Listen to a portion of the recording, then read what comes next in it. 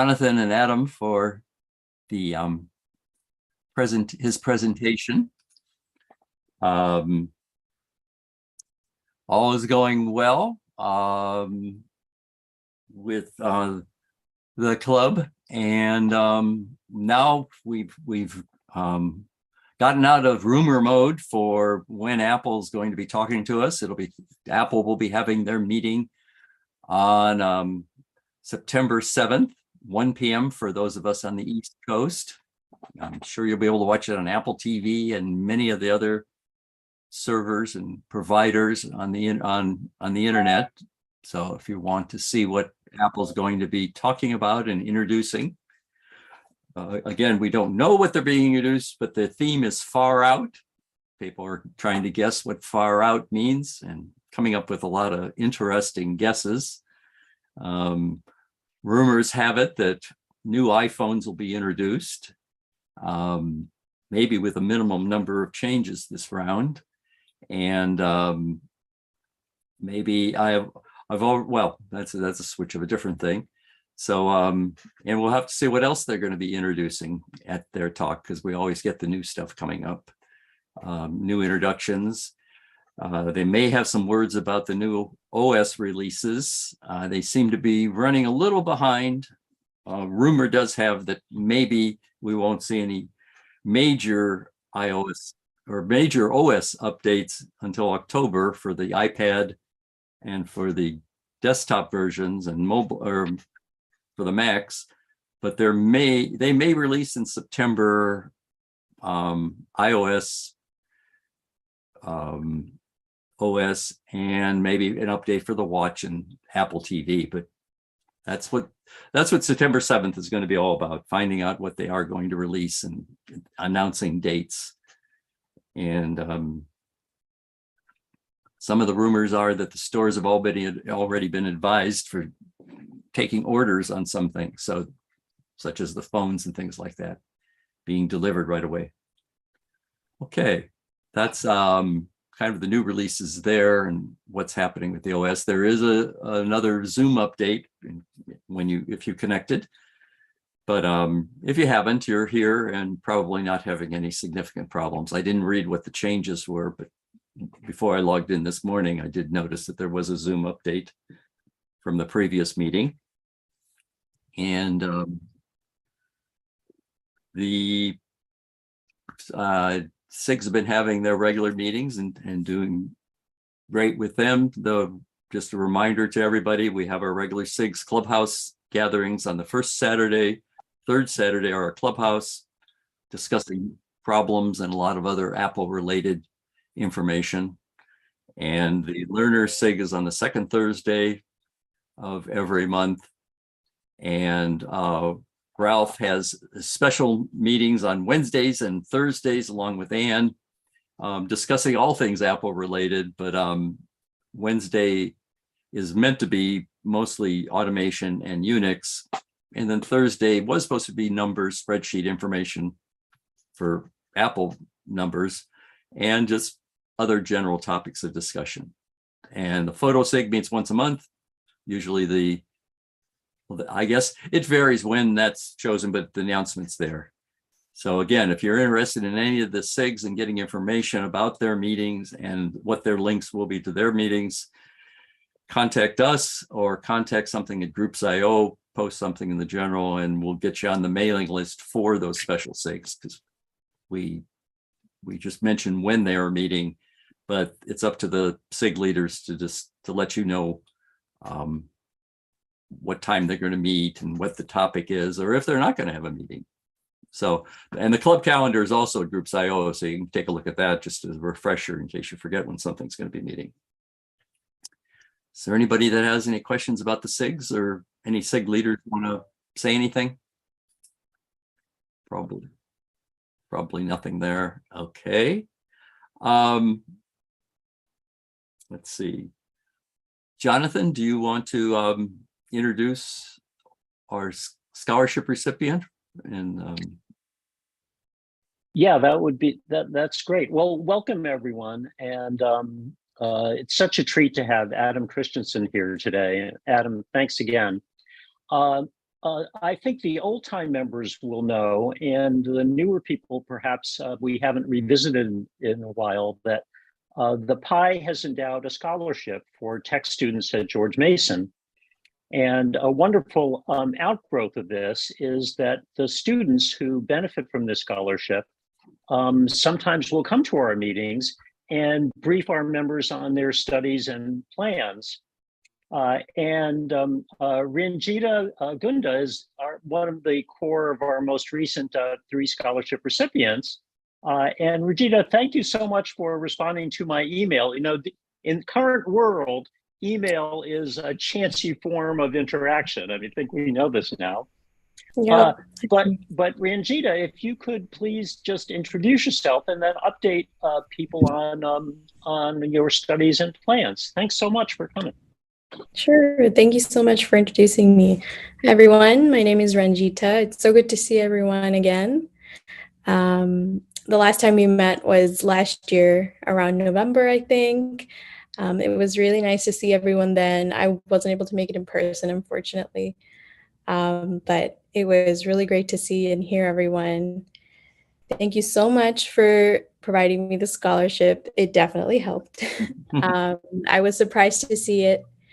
I actually graduated in December of that same year, and I got a job offer in January, like the first week of January.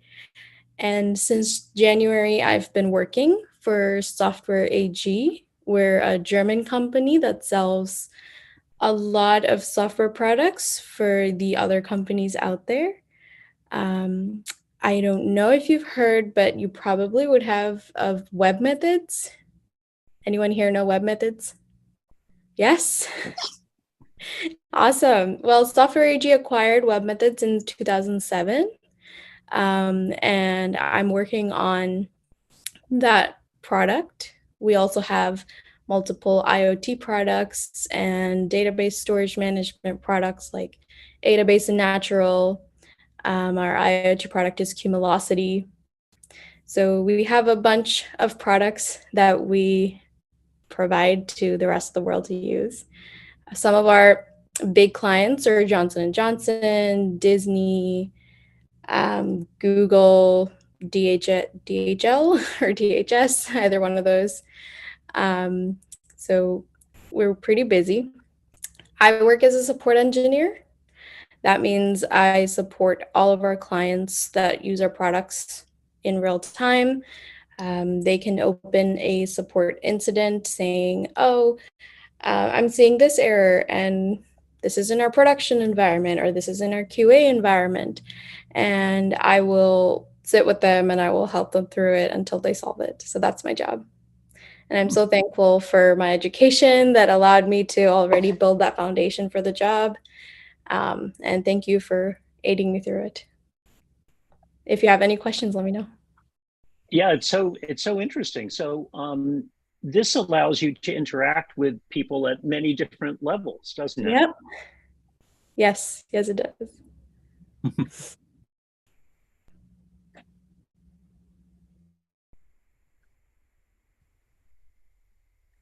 Oh, I think Roy wanted to let Adam know that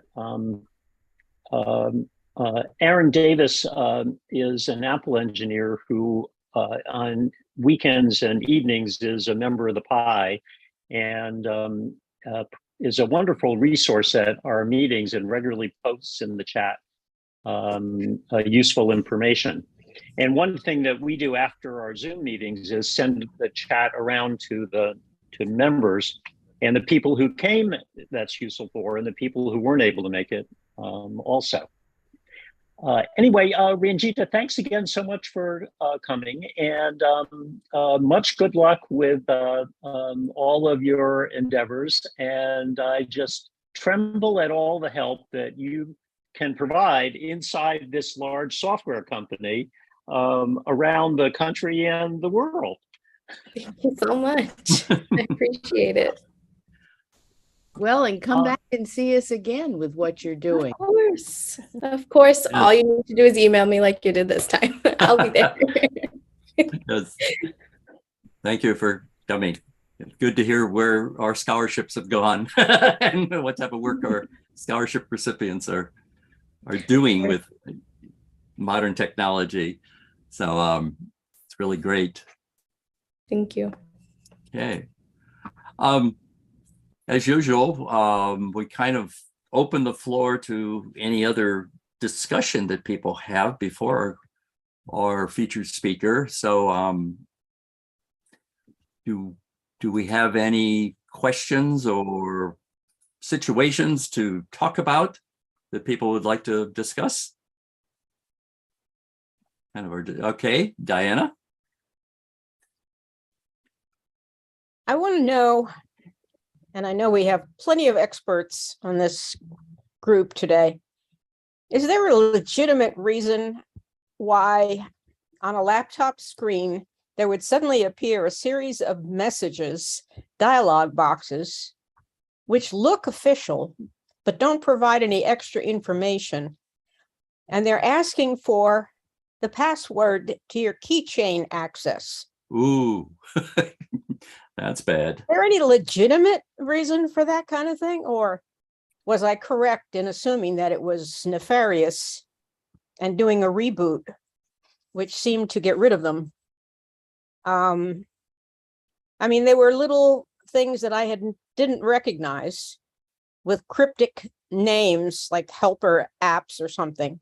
Yeah. And I didn't recognize any of them, and there was no explanation as to why they should suddenly appear. So I was wondering, could that have been legitimate, or was I correct that it was not? No, anything asking for passwords is usually okay. Lawrence, go ahead.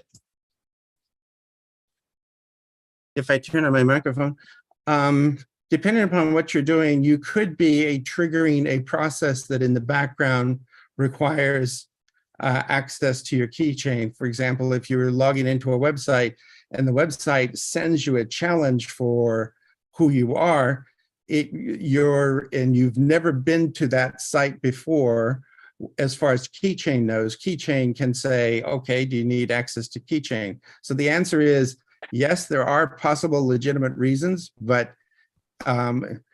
or as an example, it happens to me fairly often. Adobe downloads an update. I've never launched that update. I'm allowed to, but I've never launched it. And I launch it because I'm doing something. And then Adobe wants access to the keychain to find out, so that it can contact the mothership and find out if I'm allowed to use it. So the answer is yes, there can be a legitimate reason, but it's something that you should treat with grave suspicion. Yeah, which I did. And, you know, it was off-putting because all I was doing was looking at a newspaper page online. Specifically, it was one of the ones about the Webb telescope. And I didn't see anything there that I would need to do in the way of a login. If it's a government site should never do that, because there are standards that the Obama administration passed out. There are two huge executive directives that say that the government will not interfere with an individual's privacy. So Right. if you're visiting the NASA, that should not happen. But if you're visiting space.com, for example, that's a commercial site, they might want to know, are you a registered user? And they don't necessarily ask when you're first looking, but if you scroll down the page, then they want to find out, well, do you have an account with us? And if so, you should sign in. So Right. you want Well, to treat it suspiciously. Yeah, absolutely. And I mean, the page I was looking at, as far as I know, was just a page generated by the Post itself, not by any other entity. And certainly I'm entitled with my subscription to look at anything that the Post puts up there.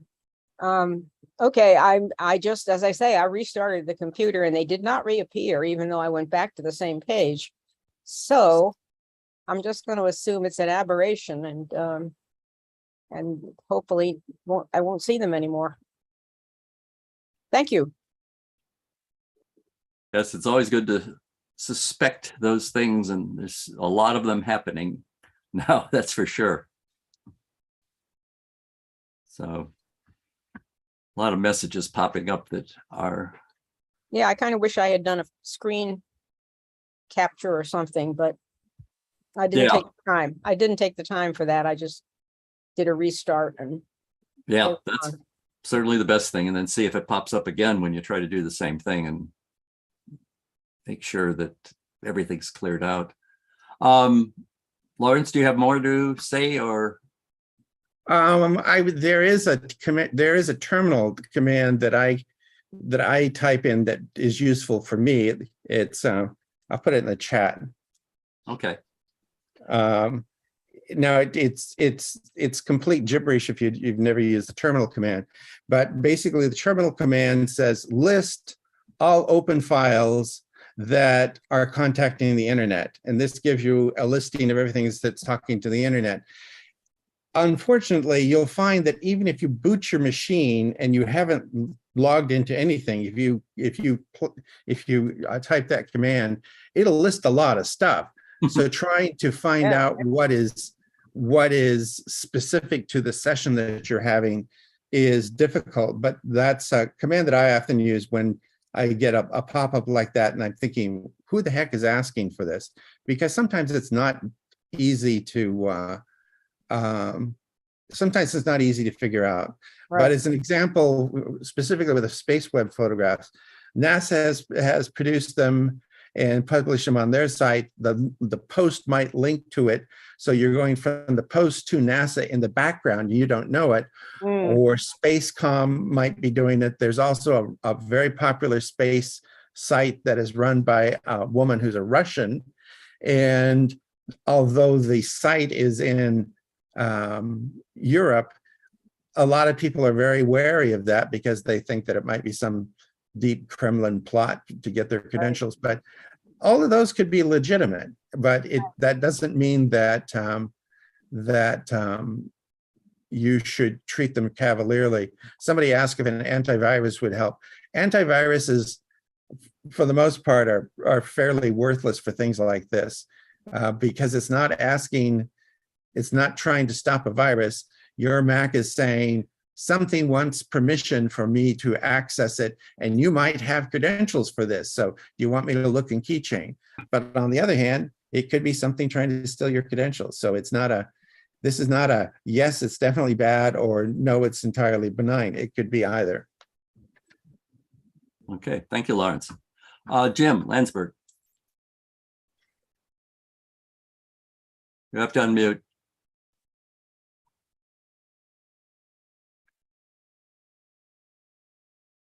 Okay, on the security issues.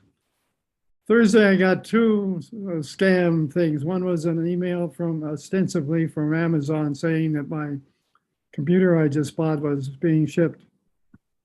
But of course it wasn't. I hadn't bought any computer. Yeah. So Amazon has a security link, and I forwarded the email. It looked very valid email. You know, it said it had a lot of information. The only problem with what they had on that email was that the computer was being shipped to Florida. but anyway, I sent it to Amazon, and they sent me an email thanking me for doing that. Then in the evening, after my doctor's office had closed, I got a call from somebody ostensibly from the doctor's office that said Medicare had rejected their claim on. They did a little surgery on a little thing on my nose here, and that the Medicare had rejected the thing. I called Medicare, and they hadn't received no such thing. And then when I called my doctor's office the next morning, they knew nothing about this. So this was a woman that called me and gave me a lot of information about the chart, the claim, and everything. And I checked her phone number, and it's from a phone in Florida. So it's getting so you can hardly trust anything. You have to check it out and be careful because there's a lot of scam artists out there. And Yes. they're I'm busy wondering- already. They're busy already with the loan, the student loan thing. I'm sorry, I didn't hear that. Could you repeat that? The scammers are busy already trying to get their foot in the door on the student loan forgiveness thing. I bet. My son got a phone message on his iPhone suggesting that he was eligible for forgiveness of his student loan. Now, my son is 54 years old.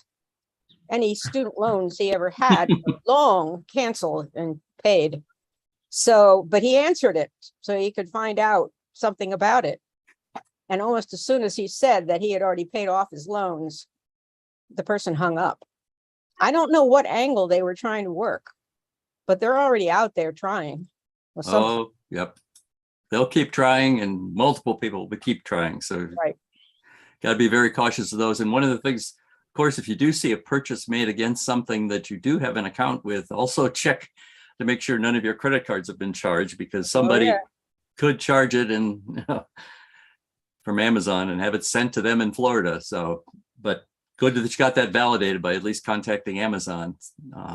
See a lot of those come across, and they'll just, those random scammers will hit you with everything. They'll tell you bought something from some store that you've never been to, and then it's obvious. But when they tell you it's a store that you do deal with, you've got to be really cautious and make sure that somehow they didn't manage to connect in and purchase something from one of the stores that you do deal with. And you know, a lot of the stores have that option of storing your credit card information.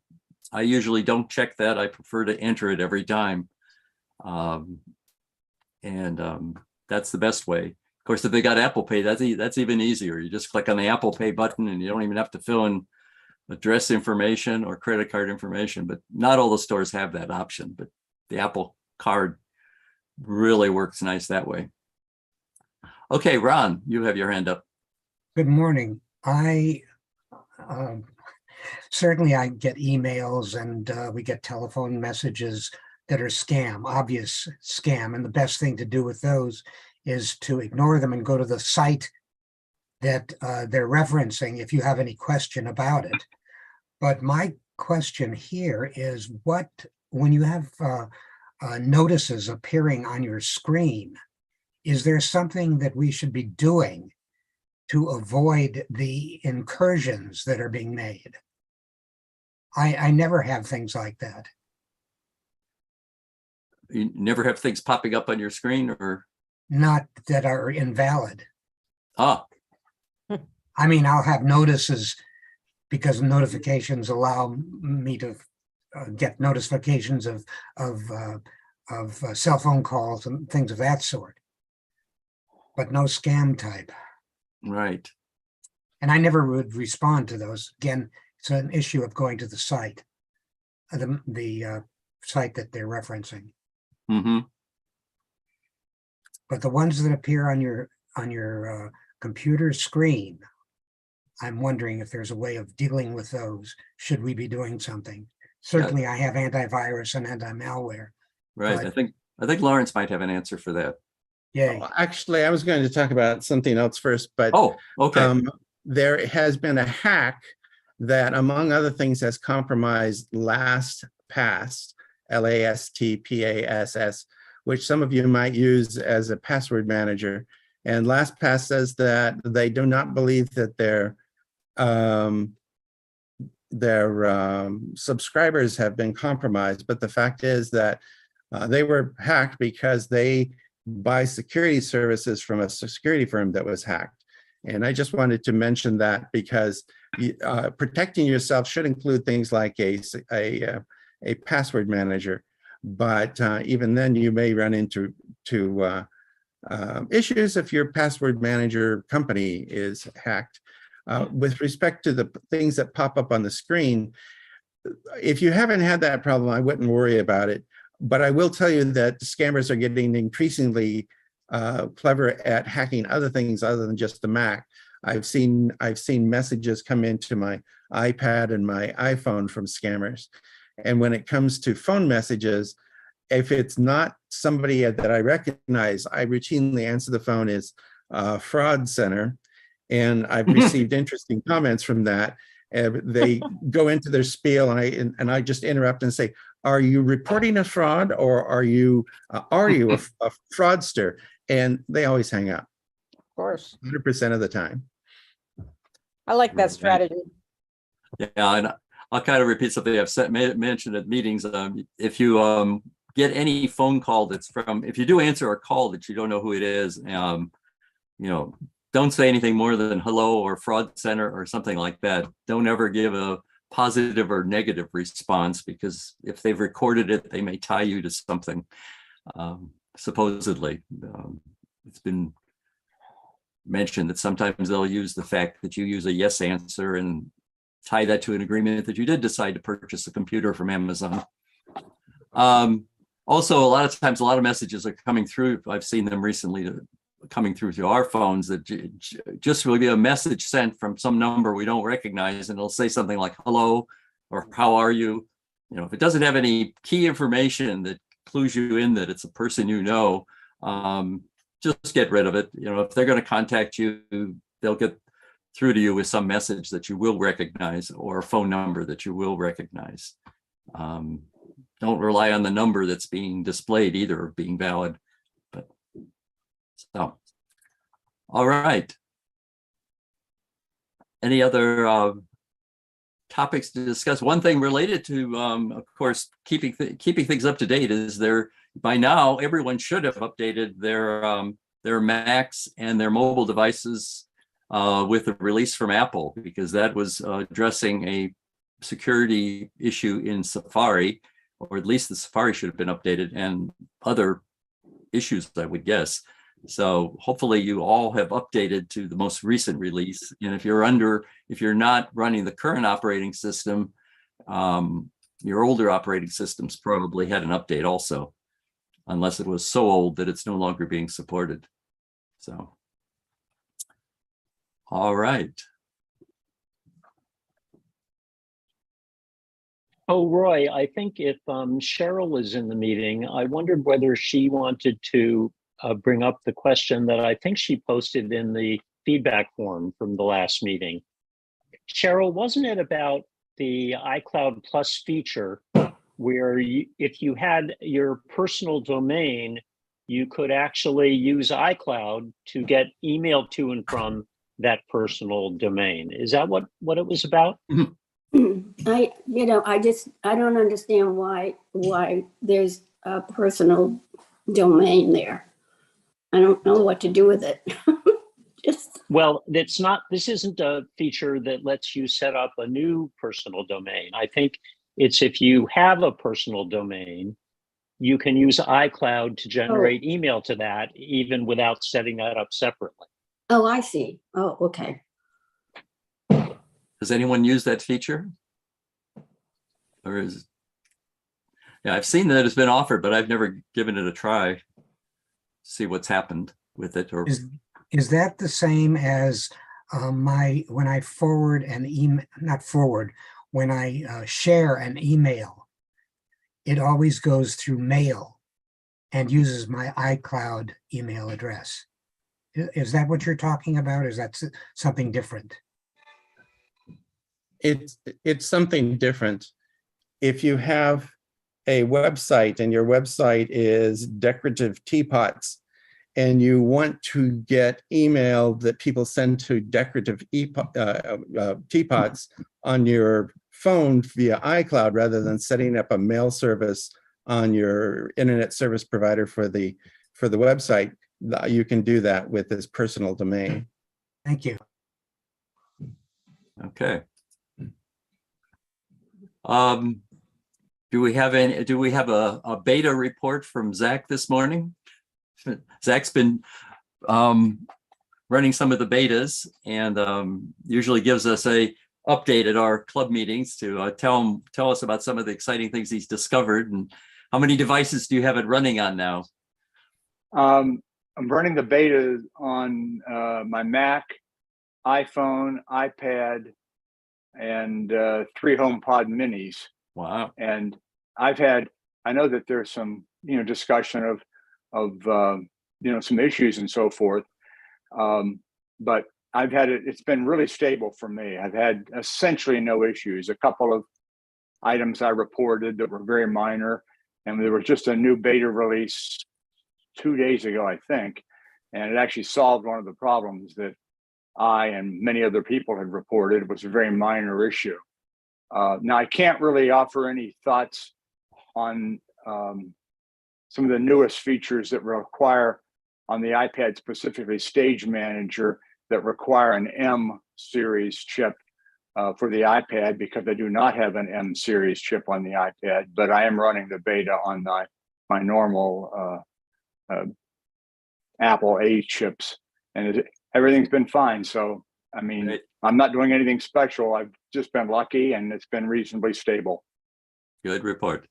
Yeah, I have noticed that the beta on, I think it's the iOS, I'm not sure which version it is, but it's gone already to release 16.1, which means they were probably pretty close, but now they've gone one version up already before releasing it. So it's kind of interesting. Larry, go ahead. Hi, everyone. I just wanted to report that DuckAgogo now has email forwarding, in which you give your duck.com email address to subscribe to newsletters or whatever. And then Duck will actually strip out the trackers in your email and forward the message to whatever email you choose. Could be like Kirschberg@mac.com. And this is a new service, so you might want to try it if you feel that you're being tracked. And I think all of us realize we are being tracked. So it's DuckAgogo or whatever. You can find it. They also have a web browser which maintains your privacy. So that's not being tracked by Google either.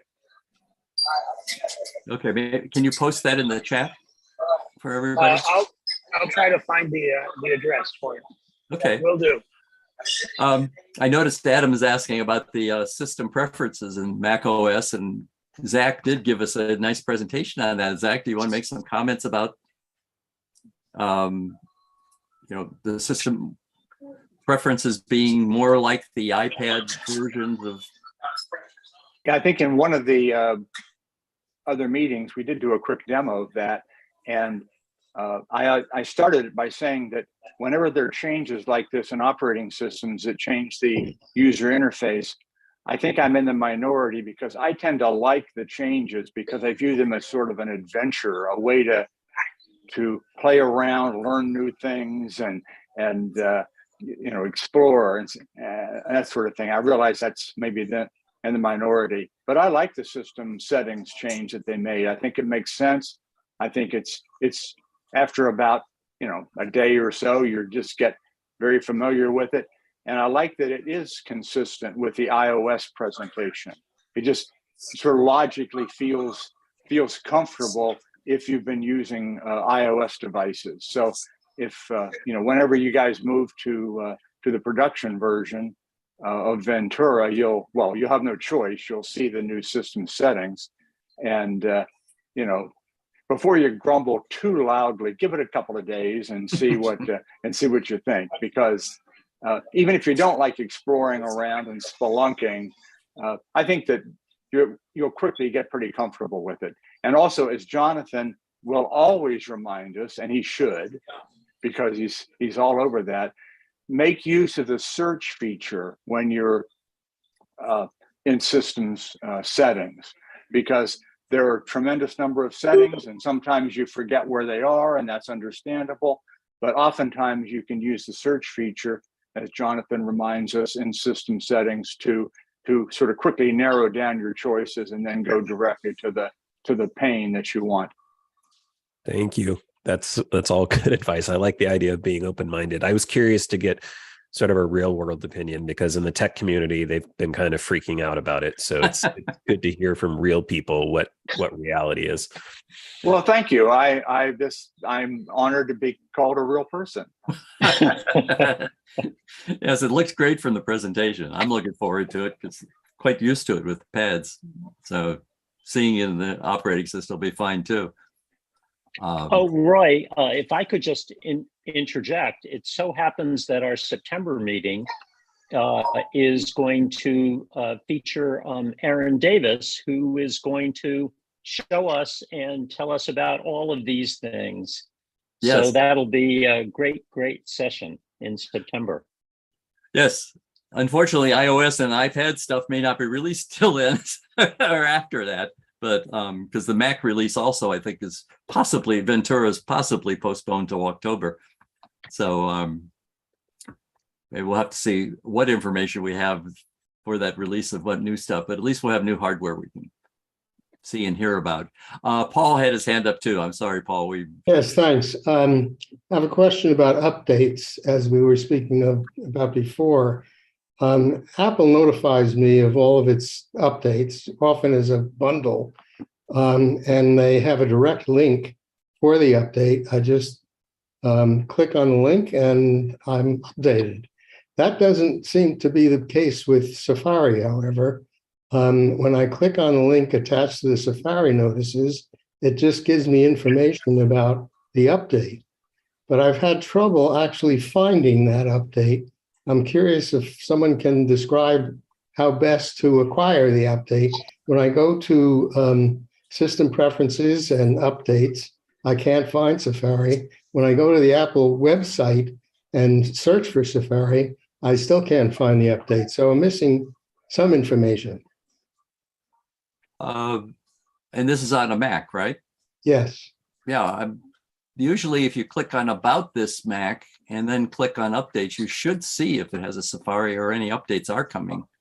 Well, the Safari update is bundled with iOS and iPadOS and macOS. So if you update your iOS, macOS, iPadOS, you get the update to Safari, which is why you can't find it separately. It's because it's bundled into the operating system update.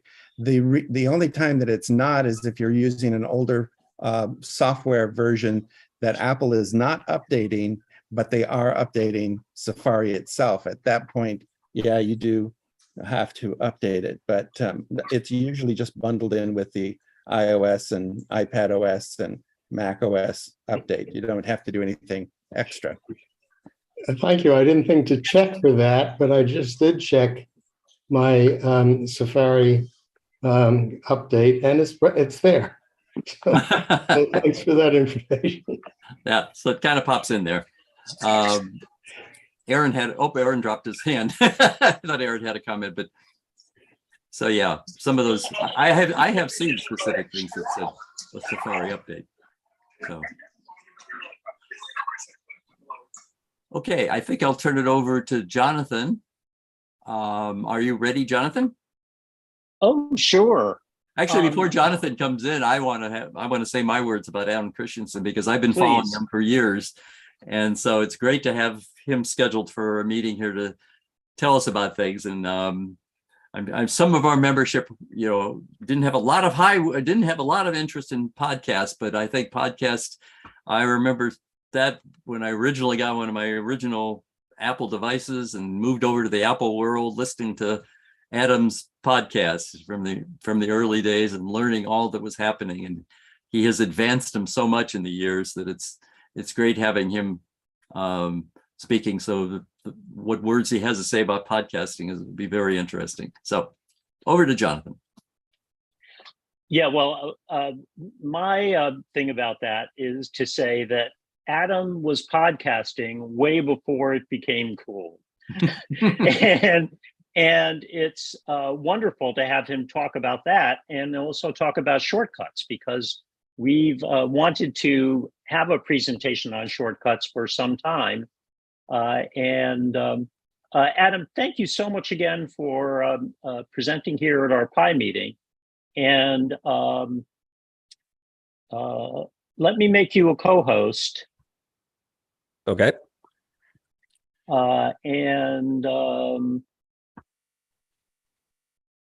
Take it away, Adam. Okay.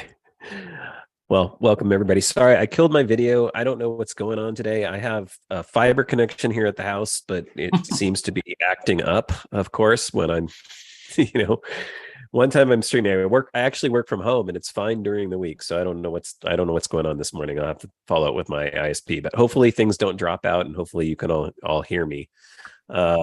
Yeah, so as Jonathan mentioned, my name's Adam Christensen. I am a podcaster. I've been a podcaster for 17 years. Some of you might not even know that podcasting's been around that long, because it's only really kind of, I think, gained a lot of popularity in probably the last 3 to 5 years, depending upon who you are. So they asked me to come on and talk a little bit about podcasting and just sort of the state of podcasting, give you a little history about podcasting, and then we'll get into some basic Shortcuts stuff, which is, for anybody who doesn't know, Shortcuts is Apple's app on Mac and iOS for doing automation. It basically replaced Automator, which we used to have years and years ago, and is kind of the next version of, Apple Script, Automator, and all those sorts of things. So it's kind of fun. We're just going to do a basic high level thing. If we want to try to get into more details, we can do that as well. For anybody who's never seen me present, I like open presentations, so I don't have a lot of slides or a lot of pre-prepared stuff. I really like to just have a conversation with folks. So if you have a question, feel free, to interrupt. I will also have room for questions at the end of each sort of segment as well, so we can do it either way.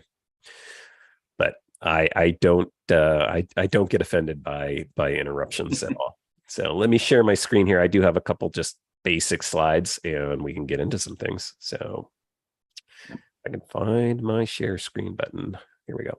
Let me just mention, raise your hand if you have a question and want to interrupt or post a question into the chat, and we'll field it on, post it on, pass it on. Yep. So it looks like when I have my slide up here, I'm not seeing the chat. So if somebody raises their hand or needs to interrupt, if you could just let me know, that'd be great. Sure. All right. Can everybody see that slide? Yes. Yes. Okay, perfect. All right. So as I said, my name's Adam Christensen. I do a podcast called the MacCast. You can find me pretty much all over social media as just MacCast, MACCAST. MacCast.com is where the website is. And you can find the podcast if you're interested on, any of your favorite podcast applications on Spotify and all the places where you'll find a podcast. If you don't know what a podcast is, we'll get into that in a little bit, but I think most people do know by this point. Just a quick summary on my show. Like I said, I've been doing my show for 17 years. It is all about Apple and the Macintosh. It really was kind of born out of user groups, to be honest. I've always been actively involved with Apple and Mac user groups since the late 80s. I was actually on the board of directors for both the San Diego Macintosh users group and the Portland Macintosh users group. So, and what I loved about that was the community that was there and the interaction that you get, just like we did at the beginning of this this meeting.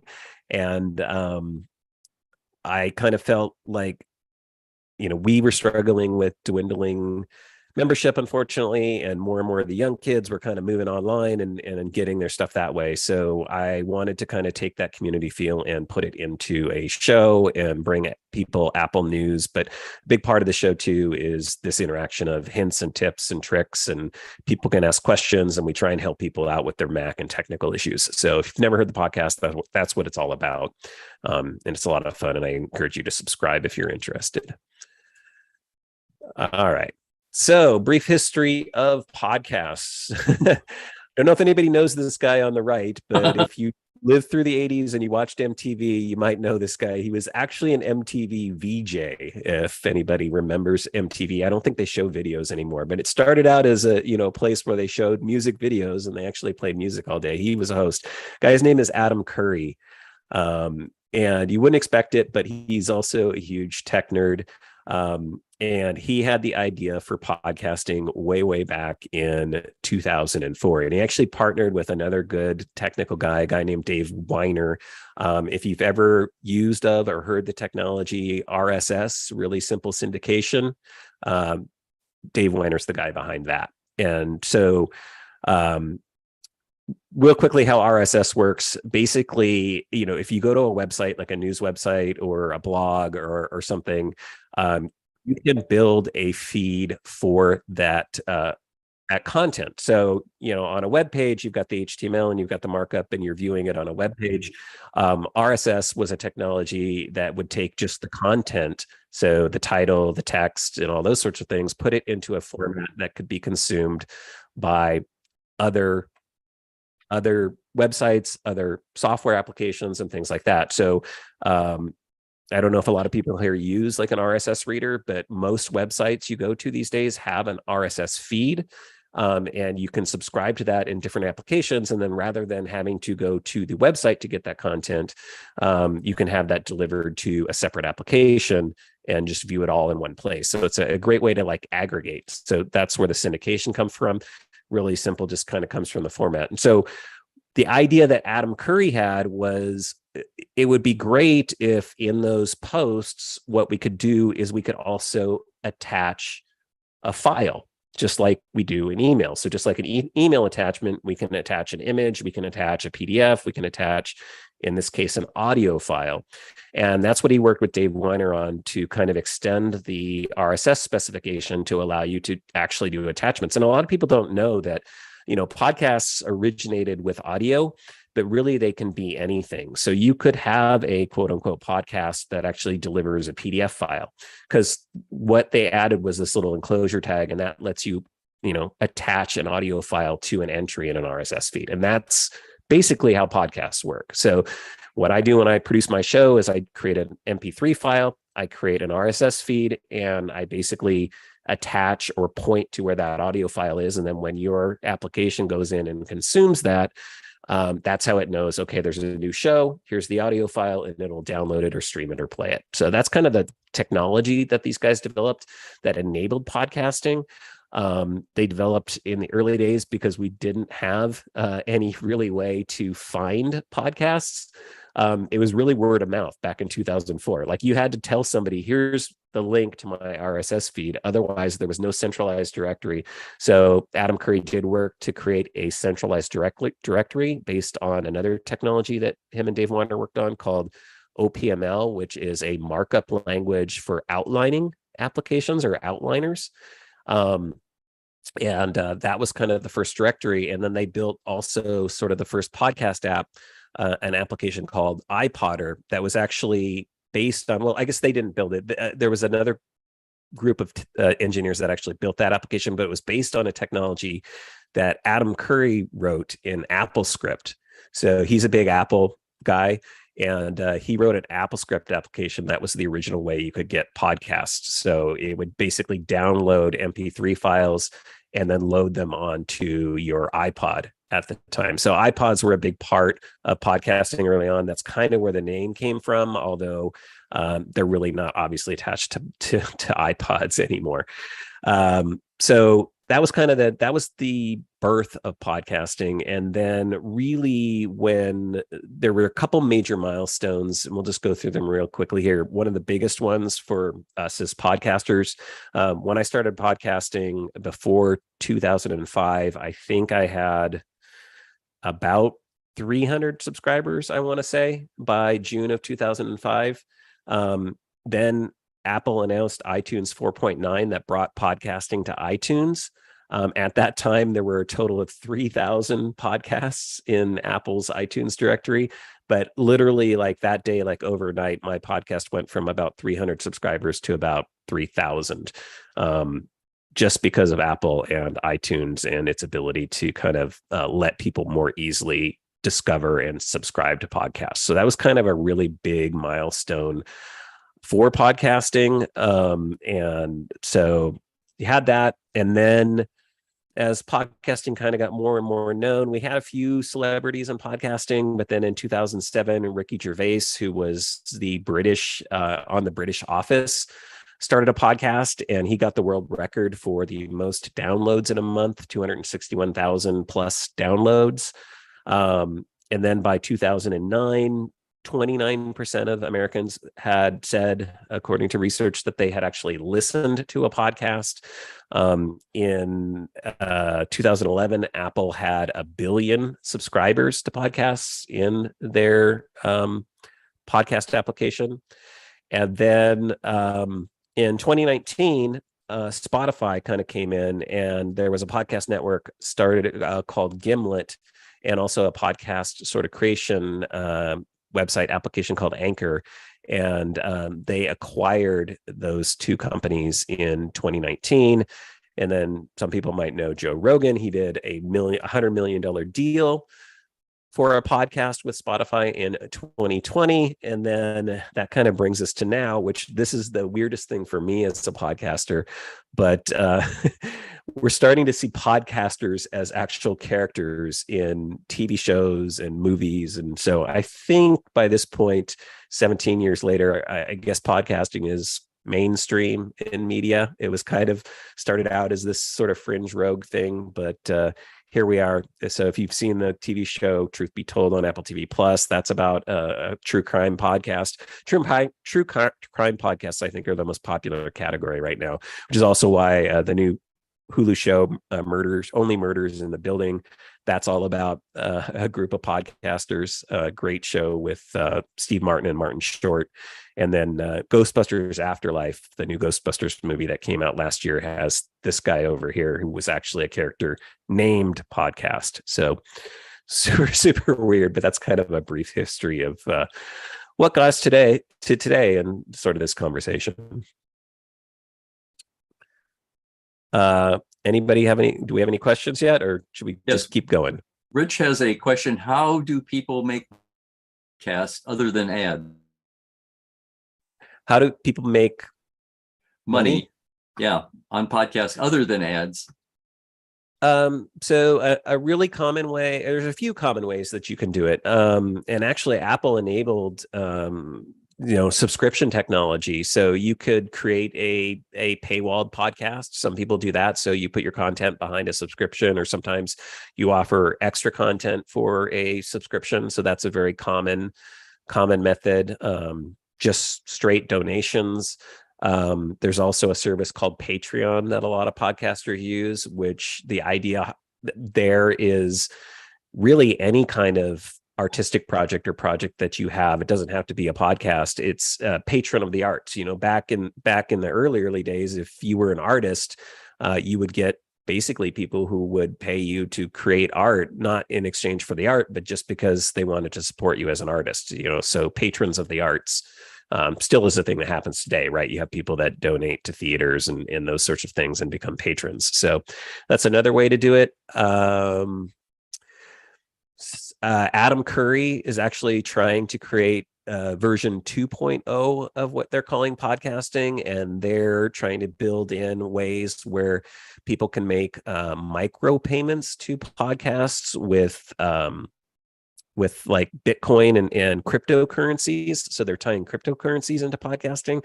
So there's a lot of creative kind of things going on around sort of monetization and how to make money as a podcaster. But I would say the vast majority of podcasters just still do it for fun.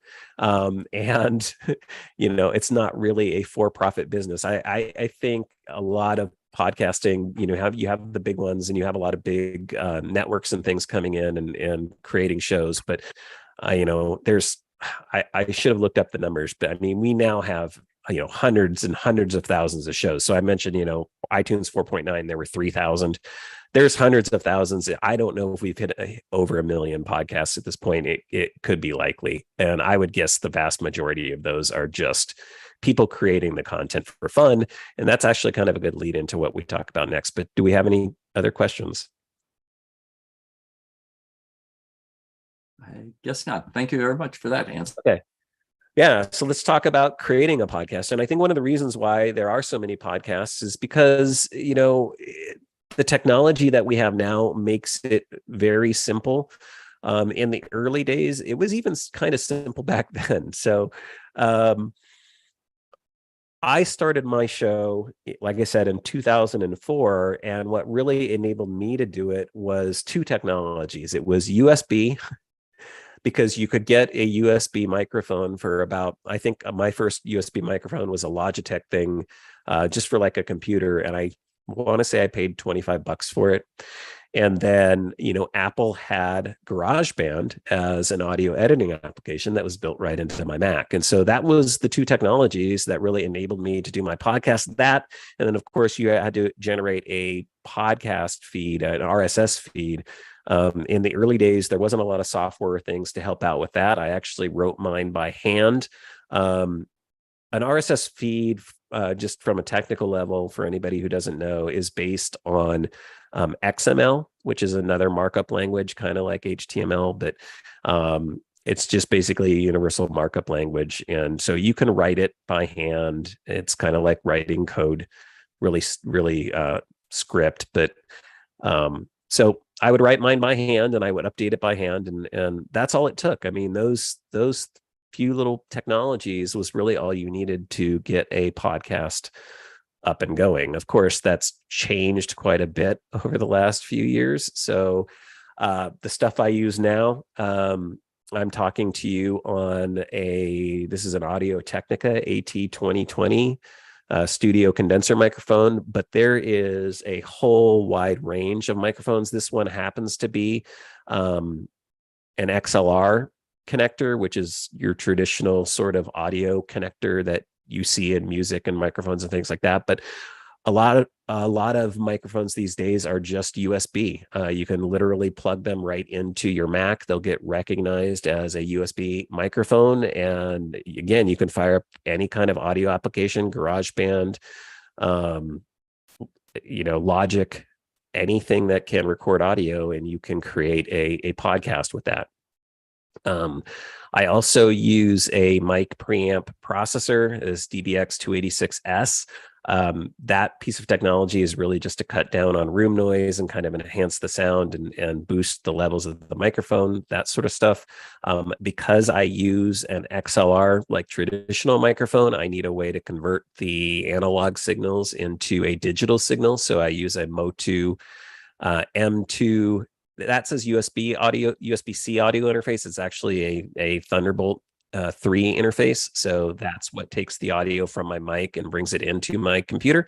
And then for me, I still use GarageBand to this day as my audio editing application. So the entire podcast is edited and produced on GarageBand, and I think it's great. I get some jeers from some of my peers in podcasting who use more pro level, like Logic Pro applications, which is just the next level up of Apple's audio editing application. But I find GarageBand very simple and easy to use. And because I really just deal with myself in one track, it's pretty easy for me to produce the show with that. And then outside of just the audio recording technologies and stuff like that I use, few other things that I use, Omni Outliner, which is what I use for creating my show notes. So when I'm doing my show prep, it's an outlining application that's really great for a lot of things. If you just need to organize your thoughts and keep notes and things like that, great application from the folks over at Omni. And then I no longer do my RSS feed by hand because there's a great application called Feeder that I actually use for generating that. So it kind of gives me a form, and I can just like fill that out and put in my show information, like the show title and the link and all of the notes and things like that. And that will generate and upload the RSS feed for me to my server. So that's kind of how I'm producing things today. It's really, really changed over the years. The cost of a lot of this equipment has gotten a lot cheaper. I would say in the early days, you might be looking at spending several hundreds of dollars to get into a really nice podcasting setup. I would say now you probably could get a really nice microphone and some of this stuff for right around $100 or less and really have a professional sound and produce a podcast, which is why I think you see so many podcasts. Overall, as far as just like how the podcasting landscape has changed over the years, I think somebody already brought it up. One big change that started happening several years ago is you started seeing more companies willing to invest and sponsor podcasts. So in the early days, it was very hard to take a podcast and sort of make a living from it. Now it's a little more possible because you've got podcast networks. You've got a lot more companies supporting podcasting. In the early days, it was pretty much Apple. Now we have Spotify, we have Google, we have, Facebook until recently. There's a lot of outlets. You also have technologies like TuneIn Radio and Stitcher, and there's a lot of places to actually distribute your podcast. I would say the biggest challenge now for people getting into podcasting is likely just discovery and promotion, especially if you're an independent podcaster. If you don't have You're not a celebrity and you don't have a TV show or something sort of backing your podcast. Discovery is probably the biggest challenge. How do you find an audience, and how do you get discovered, and how do you grow your podcast? I think it's a lot of self-marketing and self-promotion. Also, I think finding your niche and your voice and sort of finding your audience is kind of critical for that as well. But overall, it's great. Like I showed earlier, podcasting has sort of become mainstream, and it's not so much this fringe thing that people don't know about anymore. Most of the time these days, when I go out and say I do a podcast, people know what that is. Back in 2004, I had to do a lot of explaining as to what a podcast was. So that's pretty much it. Yeah, I'll open it up for questions. Oh, are you muted? Well, Oh, I'm not hearing you. am I Is not it just being- cutting out? Oh, no. Did I? Okay, I'm going to lower my hand then. No, I got you now. I can hear you now. Okay. What I was going to ask, is there a cost involved in getting it on a server and then visible in Apple for Apple Podcast area? Yeah, so there is no cost to get it into Apple, or almost any one of the directories or services. You literally just go and you tell them where your RSS feed is, and you give them some information about your show, and then they will list it, and people can find it. As far as hosting costs, yeah, you do have costs associated with hosting. You do have to have a place to upload your audio file to. You do have to have a place to put your podcast audio on, and then there can be costs for streaming depending upon how many, or downloads depending upon how many people download it. I should have mentioned, I use a service that's been around since the early days of podcasting called Libsyn.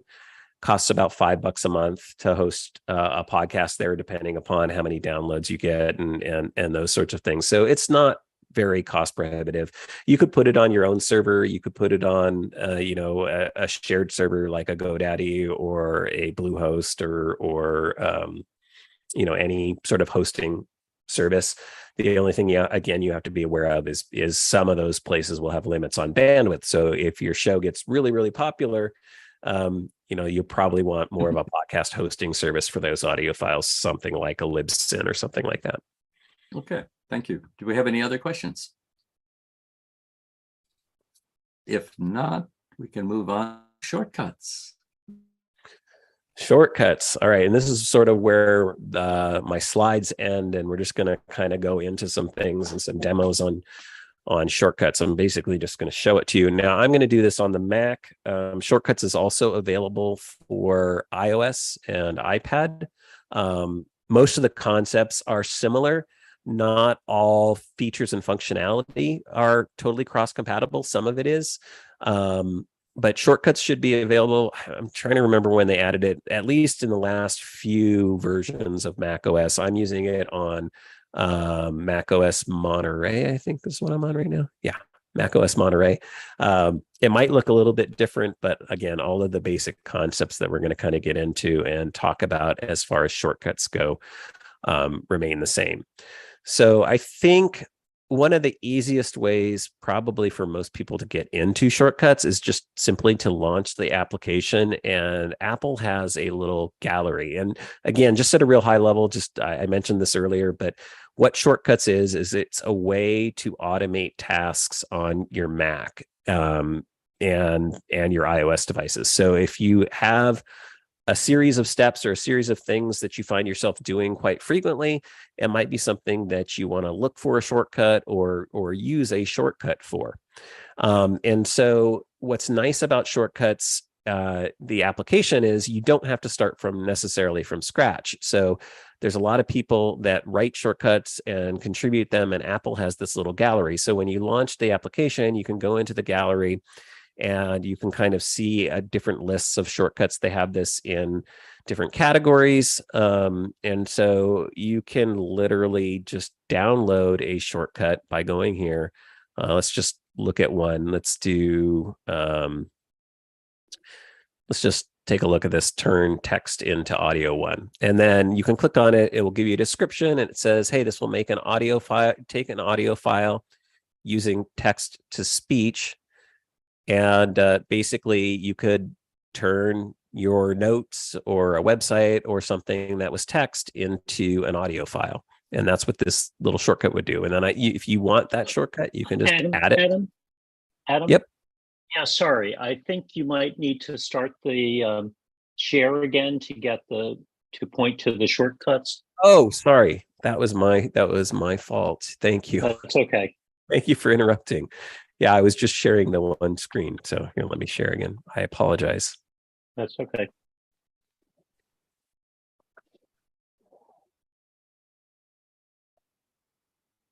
Let me go back. So this is the There we shortcuts. And this is the gallery. So when you launch the app, in the sidebar, you'll have the gallery here. And then it, again, it looks like a lot of Apple applications, iTunes or Apple Music, the podcast app, and you have different categories. And so what I did here was I clicked on this little turn text into audio shortcut. It has a little description here, and then you can add the shortcut. I had already added it. We'll just go ahead and replace it. And then once you've added shortcuts, you'll have this list of your shortcuts here. So I added this turn text into audio shortcut. And if you want to kind of see what that shortcut does, you can double click on it.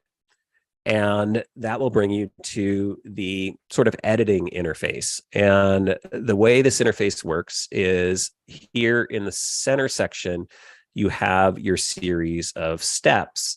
And then here on the right, you're going to have categories and a way to search for different kinds of actions.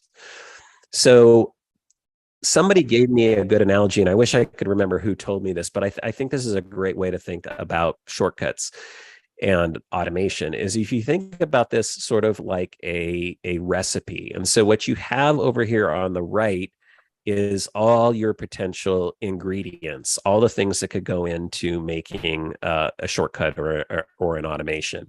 And then over here, Adam, I'm so sorry. I think in Zoom, what you have to do is click on the button to share more than one screen. Oh yeah, it wants me to share my whole screen. I see it didn't so it didn't share, it only shared that one window, and Correct. when I opened the window it didn't Correct. do that. Yeah. But you are not alone, Adam. This happens all the time. I was trying to avoid, I was worried because we're streaming to YouTube, a little bit about privacy, because I don't want to share too much, but we'll just go ahead and share the whole screen. It'll be a lot easier. Okay, sorry. So let me back up one more time and we'll get back into this. So if you want to see the details of what's going on in a shortcut, you can double click on the shortcut from your list. And then, like I was mentioning, in the main section here, you have the sort of series of steps that get linked together. And then over here on the right, you have all of the different actions or possible actions that you can build a shortcut from. And the great way to think about this is sort of like a recipe. So over here on the right, you have what amounts to your ingredients for your recipe. And then over here on the left, you're going to set up your series of steps. So that order of operations that you go in to actually create something. And then in the end, hopefully you have a cake. And a lot of this is trial and error. And I'll be the first to say I am not a super expert on shortcuts, but what's great about this is that you don't necessarily need to be. And what I encourage people to do with shortcuts is, it can feel a little bit daunting at first, but it's really something that's just kind of fun to play around with and sort of see what you can put together and see what you can do. You're not really going to break anything, and it's a great opportunity to learn. So a great way to learn about how shortcuts work is to find one like this that was already built, and then just sort of drill into what it's actually doing. And so if we look at our series of steps here, what you have is you have 3 steps in this shortcut, 3 different actions. Each one of these things is called an action, and then they all sort of link together. And you can kind of see that with this little line here. And so this first one, you can literally, what's kind of nice about these is just read it. So it says, hey, I'm going to receive text from quick actions, which is things like the services menu. So I just clicked on the quick actions thing, which brings up the sort of information panel here. So you can kind of see this shortcut set up to use quick actions. And in this case, the only quick action it has is the services menu. And I'll go into some of the details on these different quick action options, but it's basically going to take text from a place. And if there's no current input, it's going to actually ask you for text. And then it's going to take that text and it's going to move it on to this next step. And the next step says make spoken audio from that input, from this shortcut input. And some of these actions will have a show more option. So this gives you some additional options that you can do with that audio. As you can see here, we can adjust the rate, we can adjust the pitch, we can change the language, and also the voice. And this is just Apple's different voices that they have for audio. So it's going to take the text, it's going to make spoken audio from it, and then it is going to show it in Quick Look. So let me see if I can find some text and we can try this out. Let me just open up Safari here.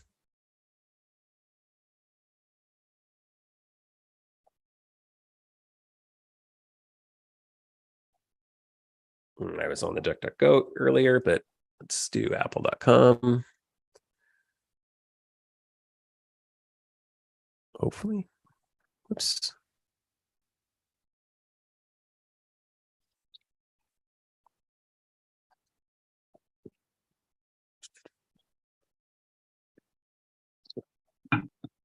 So, and I'm just going to grab, Apple doesn't have any text on their website. Oh, well, let's grab their legal copy, right? That'll be fun to read.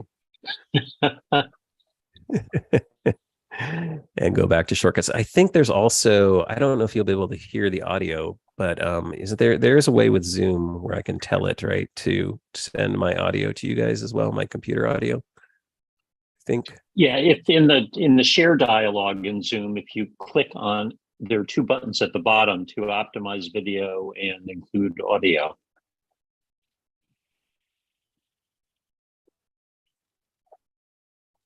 Is it in here somewhere? Believe it or not, you have to shut down the share and start the share again and click the two buttons at the bottom. Well, the dialog you're gonna have to box. trust me. I don't know the audio is going to play through, but basically, to play the shortcut in the Shortcuts app, there's a few ways to do this, and I'll show you a couple different ways. But you can just hit the play button in the app, and then it's going to run through the shortcut. It's going to go step by step. So now it's asking me for the text, and it's going to process that text. And then you can see here, I've got a little play button, and then qualified I can play purchasers that, receive an basically Apple gift card when they purchase an from text into audio that I can qualified purchasers receive an Apple gift card when they purchase an.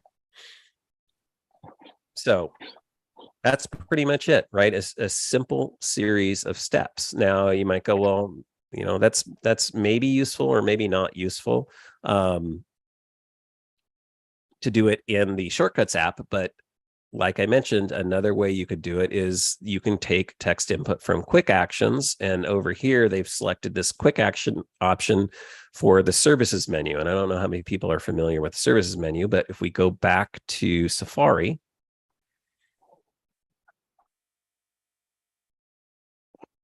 and we right click on this or control click on this text down here, you can see the services menu. And we should see in here, why am I not seeing it? Isn't it the second one? Add music to spoken, add music as spoken track. Isn't it called turn text into audio? I think is what it's supposed to be.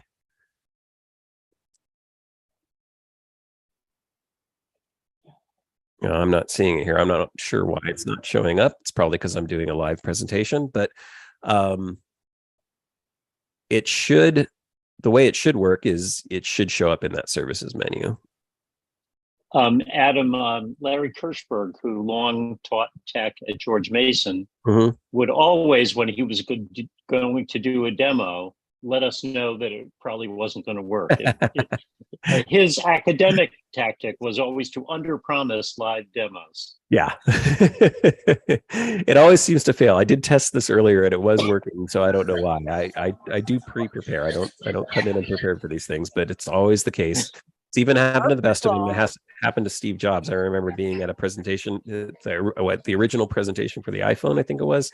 And he had to tell everybody to turn off their Wi-Fi because the Wi-Fi was failing. He paused the entire keynote. I don't know if anybody remembers that one, but I remember that. You're doing pretty well. Good. All right. Let's go back into this. So, that's kind of interesting. Maybe useful or not useful, but another cool thing we can do is we can take this existing one and we can go, well, okay, that's interesting that it shows it and it plays quick look and stuff like that. But maybe I want to do something a little more useful with this one, right? Maybe I want to take that audio and I want to email it to myself. So you can actually take this series of steps and add to it, modify it, change it. And so say I wanted to email this thing, I can in the search, and this was a great tip from earlier, right? Because there's a lot of actions in here. So you could kind of, scroll through here and try and find the action that you're looking for. It's going to try to give you suggestions when you're on this suggestion one for possible next steps that you want to do. It's not showing me email in this case, so I might want to look elsewhere. We could go back to all actions, but I think the easiest way is to just search for it.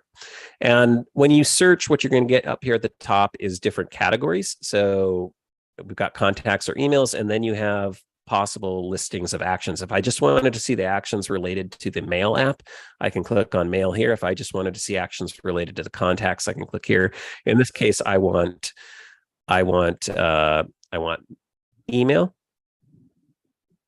and or maybe not. I thought there should be an option to mail. Send email. This is the one that I want. So I can take this, I can drag it out, I can put it, I'm going to put it right after, and if I can get it in there, right after it makes the spoken audio. So you can see I drop this in here and immediately it sort of connects this output of this spoken audio to the input of the email. So it's going to say send spoken audio to, and then I can click on here, or I can just simply type in here.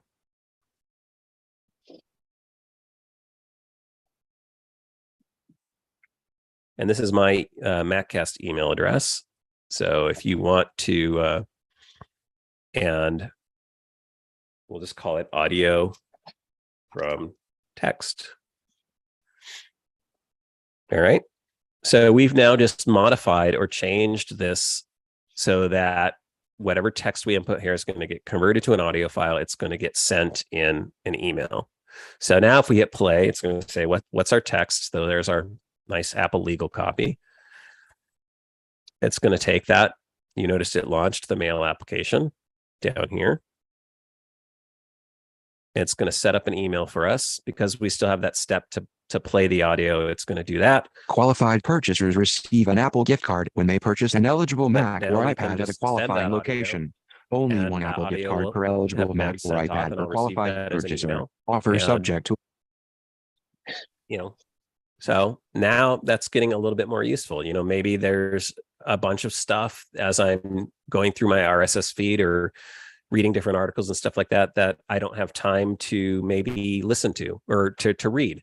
And I want to just listen to it later. I can send that to my email and it will do that. So that's sort of how you would simply edit an existing sort of shortcut. You, of course, can kind of build your own shortcuts. So, if you wanted to start from scratch, you can hit the little plus button up here and just start building a shortcut. You you have all kinds of different options. So, one thing might be maybe we want to get our latest photos. So right here, it's giving us a suggestion. We want to get some photos, right? And we want to get the latest 5 photos from our photo library. I'm going to say don't include screenshots. Okay. And I want to do something with those. Maybe I want to, I don't know, text them to somebody.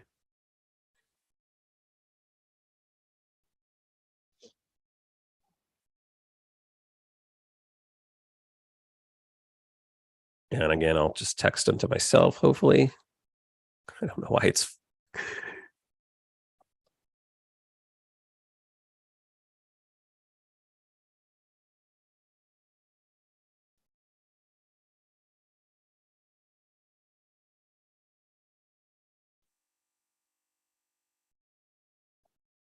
Come on.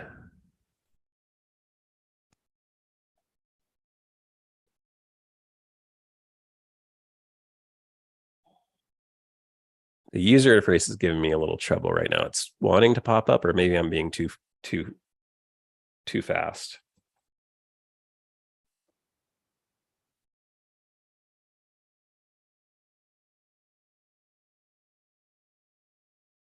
There we go. Sorry, I was trying to do it too quickly. And so again, I can test this. I can run this.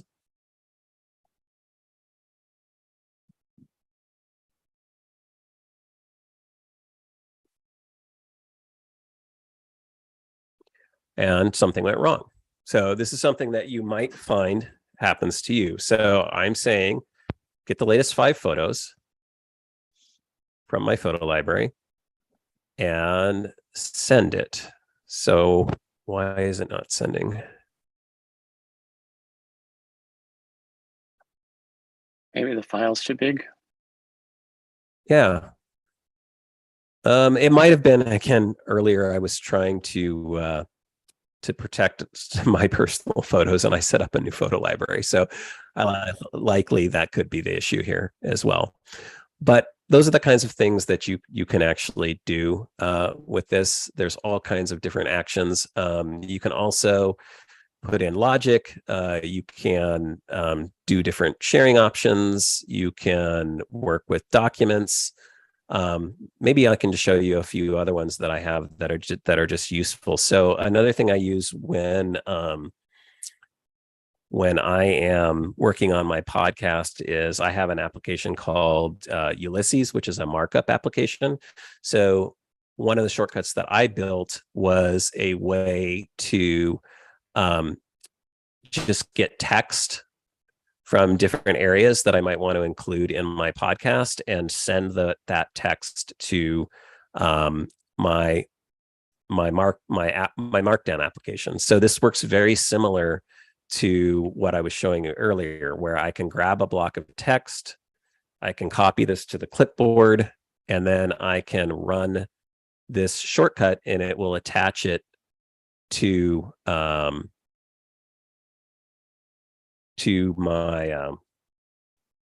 my ongoing file that I have for doing research. So another little handy thing here is for running shortcuts, there is a menu bar item. So you can pin to menu bar. I actually happen to use a thing called Bartender, but normally this would be the little icon that you can see up in the menu bar.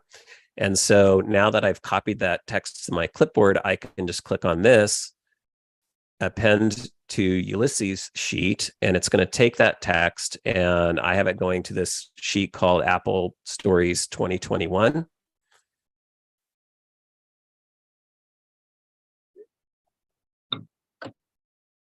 And you can see here, it just appended all of that text to this document. So rather than having to copy and paste it, what's nice about this is as I'm doing research, and this can really work from any application where I can copy text, I can go in and I can copy a block of text and I can say, hey, I want to send that for later research. And then I can just keep moving on and keep going with what I'm working on. So that's one that's really handy for me. And again, a lot of these will work in iOS as well. one other thing that's not available on the Mac that I just want to mention, and that is available on iOS, is one additional feature is iOS has the ability to trigger shortcuts based on different automations and can actually link in with things like HomeKit and the Home app. So you can actually create automations that do things like when you say enter or leave a location actually trigger. So like one that I used to have was a shortcut. This is when I actually worked in an office that would recognize when I was leaving the office and then would automatically generate a quick text to my wife with and it would use maps and location to kind of determine, based on traffic, how long it was going to take for me to get home. So it automatically sent a text to her saying, hey, I've left the office. I will be home in, this amount of time. I might even still have that one. And then another really cool thing is you can actually share these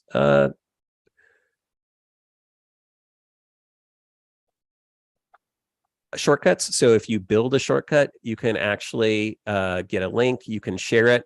So you can get an iCloud link and you can send this to somebody, and anybody with the link can actually view it. So if I hit the share button and copy that iCloud link, you could send this link to somebody. And so if you create a particularly helpful shortcut, you can do that. And this MacCast Help one is actually one that I had talked about on my podcast, wanting to have sort of like a bat signal for people who needed help with their technology. And I said, this would be great if we had some sort of bat signal. And somebody sent me this. This little. Do you want to turn your? Sorry, Adam. Do you want to turn Oh, your share back I on? forgot my sharing again. Sorry, I had stopped sharing. That's okay. Yes, I apologize. Okay. So yeah, they created this little MacCast Help shortcut for me, and they sent it to me. Here, let me show you how to share the link again. So if you click on if you're in here, if you click on the share button, you can share it in a number of ways, including sending it as a text message. But a really neat one is you can copy the iCloud link, and that will generate a link on iCloud. And then when anybody goes to that link, they'll get this little interface. And when they hit Get Shortcut, it will actually add that shortcut to their Shortcuts application. And again, this works on Mac or iOS. And so what this one does is this enables somebody to quickly generate an email. And as you can see here, again, just kind of going through the steps. So what it's going to do, it's going to ask the person their name. They fill in their name. It's going to put in some text, allow them to add to that text. It's going to ask for their email address. It's going to add a greeting to that email. And then it's going to ask you, what do you need help with? You can fill that out. And then it actually generates and sends that email to my email address. So this is really handy, and I was able to just share it with the members of my community. Another great thing about shortcuts is you are able to take them and integrate them with Siri. So I don't know if you can see this little bit of text here, but if you say the magic Siri command, and I won't say it because Siri will trigger, but we all know how to activate Siri, I think. And then you just say MacCast Help. So if you say, I'm going to do Hola Siri because she won't trigger. Hola Siri, MacCast Help. It will actually run this little shortcut from anywhere on your Mac or your iOS device. And then you can quickly generate an email.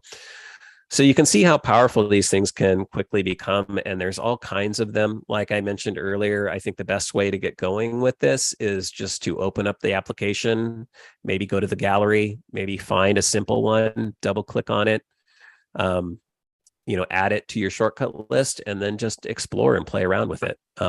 Hopefully, again, I apologize for the little technical issues, but hopefully this kind of demystifies shortcuts for a lot of people and makes them a little less intimidating. And I hope more of you will be encouraged to kind of go out and explore shortcuts.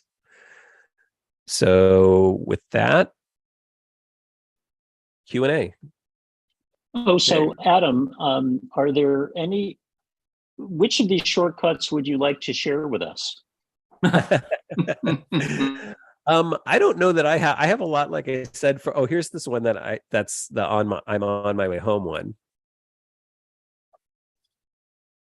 Probably should have shown that one because again, it has got my address in it. But I don't know. A lot of them for me are very kind of personal, and that's what I think what's one of the things that's really great about shortcuts. They also can be pretty helpful. Like one that I ended up building for a listener on my show was stones as decimal. So somebody was mentioning that in the health app, when you would try to use in the UK stones, so they use for their weight, they use stones. It was not sort of calculating the number to a decimal point correctly when it was doing conversions. And so I wrote this little shortcut that would actually do that. It would actually calculate stones to a decimal number in pounds. So when they were trying to go from stones to pounds, it was treating, I'm trying to remember how it was, but it was basically treating the decimal point incorrectly. And so I wrote this quick little shortcut. I had to play around with it for a bit, but basically, it asks you for a number. And so if you say, I'm 16 stones,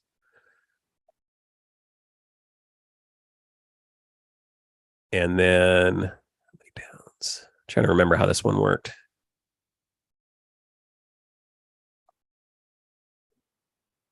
And then you would put your weight in pounds. I'm remembering right.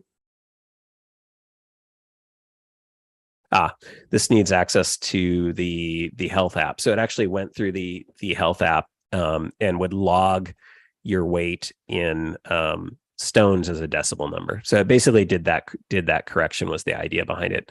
I forget a little bit about exactly how it worked, but and then I shared this with that listener over there, and they were really grateful. Another one I have is logging caffeine intake into the health app. So if I have a coffee or an espresso, it calculates, how much caffeine is that in that, and then sends that to the health app. So there's apps for that now. Like you can probably find an app that will do that for you, but here you could actually create and write your own. So, I mean, it's really in a lot of ways like writing little applications. This Say Cheese one is one that I think I just downloaded. It will actually allow you to say, "Hola Siri, say cheese," and then if you do that, Siri will activate and actually take a picture with your camera on your iOS device. So, Adam, do you do any shortcuts to run on your Apple Watch? I have played around with that. I don't have any that I use regularly. I think Dave Hamilton sent me this calculate tip one. I don't know if this one's activated for Apple Watch. Oh, you go into settings. So so this is one on Apple Watch. You can calculate a tip percentage based on your bill. And all you have to do to enable it for Apple Watch is click this little show on Apple Watch, and then that shortcut will be available to Apple Watch. And again, it works with Siri. But basically what this does is it prompts you, how much is your bill? My bill's $100. How much tip do you want to pay? I want to pay 20%, $20. And it even gives you a little emoji icon with a dollar symbol. So again, like there's a lot of tip calculators out there, but why not just write one yourself in a couple simple steps? Roy, have you done any particularly with the Apple Watch in mind? Not really. I haven't played enough with shortcuts yet. It's fascinating how simple it is really to create so many useful things. I did create something for my wife to listen to classical music radio station. All she needs to do is announce the radio name and it moves it to the HomePods. So it starts playing classical music for her. So she can ask the lady, the station, and it'll just automatically start playing music for her. Yeah. I mean, the list, what's great here again, too, I would encourage you, if you're looking for actions or something like that, search is probably your best friend. And you can just literally type, sort of the action or the thing that you want to do, and it will most often find that. I've written ones for like adding events to my calendar. I think I have another one that is where I just send links to a reminder in the reminders app, just for like links that I want. So if I'm on a website and I'm like, I don't have time to go through this website, but I want to remember to come back to it, I have a shortcut where it'll just take the URL from Safari and then put that into this little reminder list that I have. So it just gives me a bunch of links and reminders, and then I can go through there once in a while and go, oh yeah, I wanted to go check out that website. There's other ways to do that. Some people use Reading List, but again, what's nice about this is you can customize it to how your brain thinks, how your workflows are, what you want to do. And that's why I think it's, really, really kind of a powerful thing. I'll just show too, when we were looking at sort of the list of ingredients here, the actions, you can click on apps, and a lot of third-party apps, my list is going to be different than your list, but here's Feeder. This is the RSS app I use. I haven't done anything with this, but now that I'm looking at this, like, there might be some interesting automations I could do with my podcast production using, actions and things from this. So I'm going to have to come back and explore that one. But yeah, third-party apps will also add actions into shortcuts. So if you have a favorite third-party app, there might be automations that you can do with that as well. So do you have any reason to still use if this, then that, or is that, or not really? Yeah, I have not used that in a few years. I'm trying to think. I haven't done a lot with sort of online actions or network stuff. You probably still could do interactions between shortcuts and if this, then that, I bet. Because with if this, then that, it enables you to connect to sort of online services, right? There's a lot of sort of online only software as a service kind of sites that integrate with that, or like I know I had some third-party non-HomeKit level home automation devices that would only work through like if this, then that, or something like that. Like they only had a web interface for that interaction. So this would be a great way to probably link HomeKit into maybe some of those sorts of actions and things like that, because you can do like URLs. And I mean, there are some advanced things too. Like if you're really nerdy, I believe that there are actions for like JavaScript. Yeah. So you can run JavaScript and write JavaScript automations. You can still do AppleScript in here. So if you're an AppleScript person, there's an action for running AppleScript. So you can, allow running of AppleScript, and you could write out an AppleScript to do an automation. So if you want to do it that way. But yeah, so Automator is still on the Mac. And then it's up to the user to decide which tool they want to use. Yeah, exactly. I've kind of moved on to shortcuts because pretty much I think anything that I was able to do in Automator in the past, I can do in shortcuts, and I can do even more. But yeah, absolutely. And with the new OS releases coming about, we'll probably even more enhancements coming. Exactly. Yeah, they just keep adding to it and expanding it all the time, and it's getting more cross compatible. Although I think you will find a lot of times if you write an automation for iOS, it not necessarily will work on the Mac and vice versa. So there are some challenges there. So if you do get into this, just be prepared that you might write this perfect automation for iOS and then want to use it on your Mac and realize it needs some tweaking or some changes or something like that. But we're getting there. Any other questions? Anybody? Somebody while was people are asking about Libsyn. Libsyn. Hearing more about what it was, or yes. So Libsyn. I'll just pull up the website. I'm still sharing my screen, right? Yep. So it's libsyn.com. It There we stands go. for Liberated Syndication. It's basically a podcast hosting service. So what it allows me to do is they'll kind of handle everything, actually, if you want. It will actually give you a website that you can post your podcast to. It will give you your RSS feed, and it will generate your RSS feed for you. It will submit it to all of the different services like Spotify and Apple and all those kinds of services. It gives you a blog page where your shows can get posted.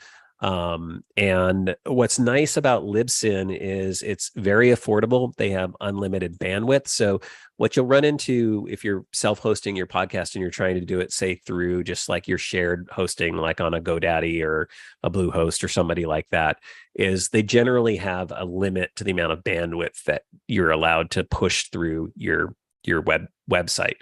And so if you get a really popular podcast files, audio files can be pretty large. And if you have thousands and thousands of people downloading them, you'll use up that bandwidth. So Libsyn gets around that. You also have storage issues. So if you've been doing a podcast for 17 years, like I have, you have 840 roughly audio files that are all about 50 to 60 megabytes each. You can do the math on that, on how much storage all my audio files use up. Libsyn doesn't charge you for storage because what they do is they take your files and they will, older files move into an archive sort of server that doesn't need as much bandwidth and stuff like that, because they know, there's not that many people listening to my podcast from 10 years ago. It probably gets downloaded once in a while, but it doesn't need to be, on the fastest, best server possible. And so they have a whole process for sort of archiving. So when you get storage from them, you basically buy, hey, this is the amount of storage I'm going to upload every month. And that's sort of how they price things out, rather than, so, you just calculate, I have this many shows a month and each show file is this big, and this is how much, monthly storage I need from Libsyn. And then they sort of manage everything. And they also manage like having edge servers and taking care of all the complex things about doing like the distribution and stuff like that. And like I said, their pricing is really pretty affordable. They start at $5 a month, for 3 hours of uploads a month. And that's sort of how they price things out. So the key here is unlimited bandwidth and unlimited storage, basically. Okay. Well, while people can think of other questions, I wanted to announce that David Granite is the winner of the Pi Door Prize for the meeting. So yeah, so Awesome. So David, for the Door Prize, we're offering a $25 Apple gift card or an AirTag. So which would you like?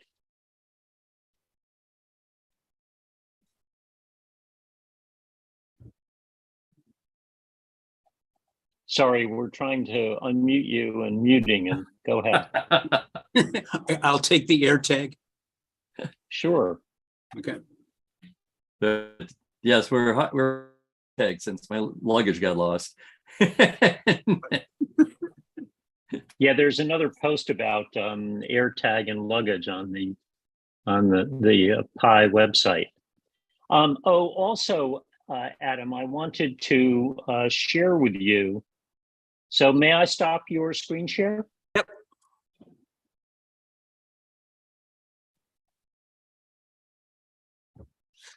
That we have handsome Pi mugs that we love to give to speakers at our Pi meetings. And so in the bowels of the country, I will snail mail you one of these Pi mugs. Cool.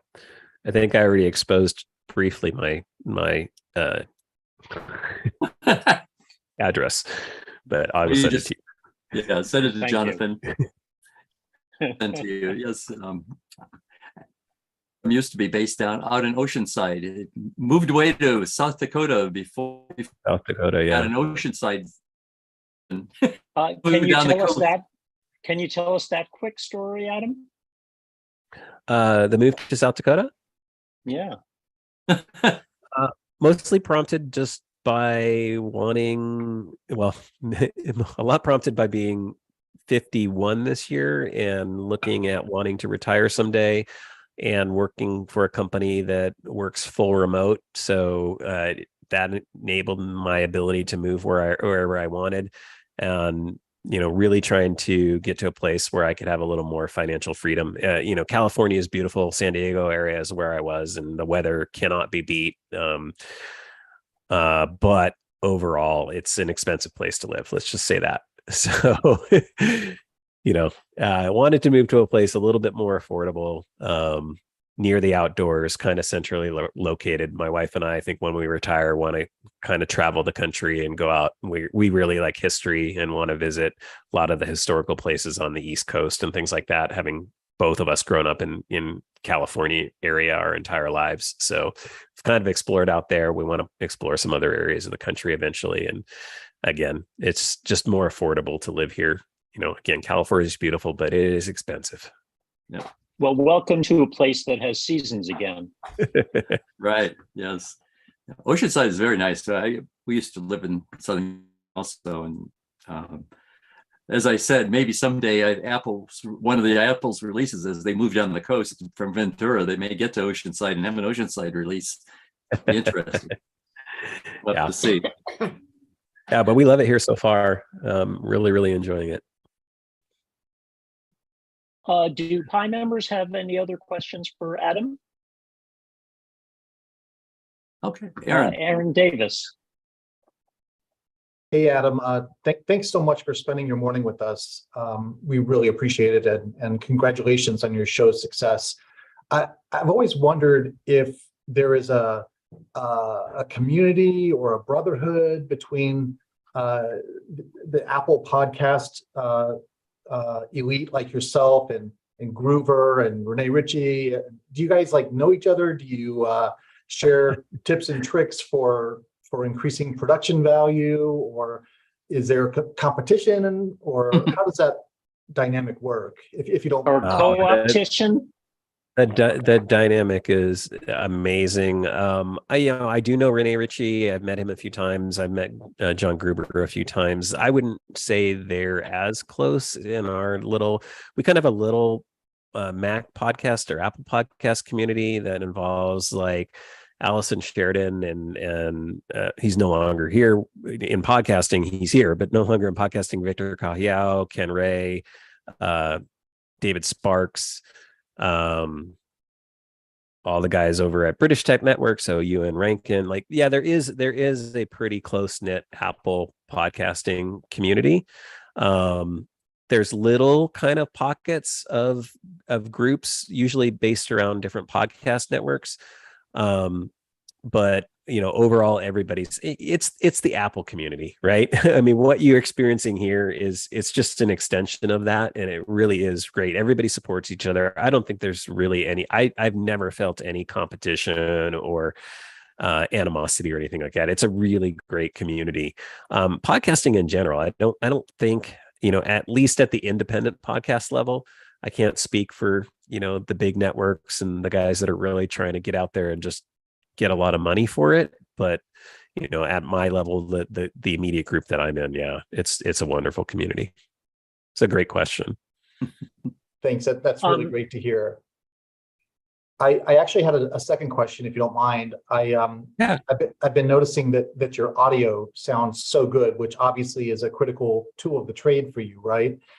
So I'm not really a podcaster, but I do spend a lot of time on virtual meetings, and I'd like to sound better. I'd like to sound like you do, like you come across. And I was wondering, how do you go about picking a mic?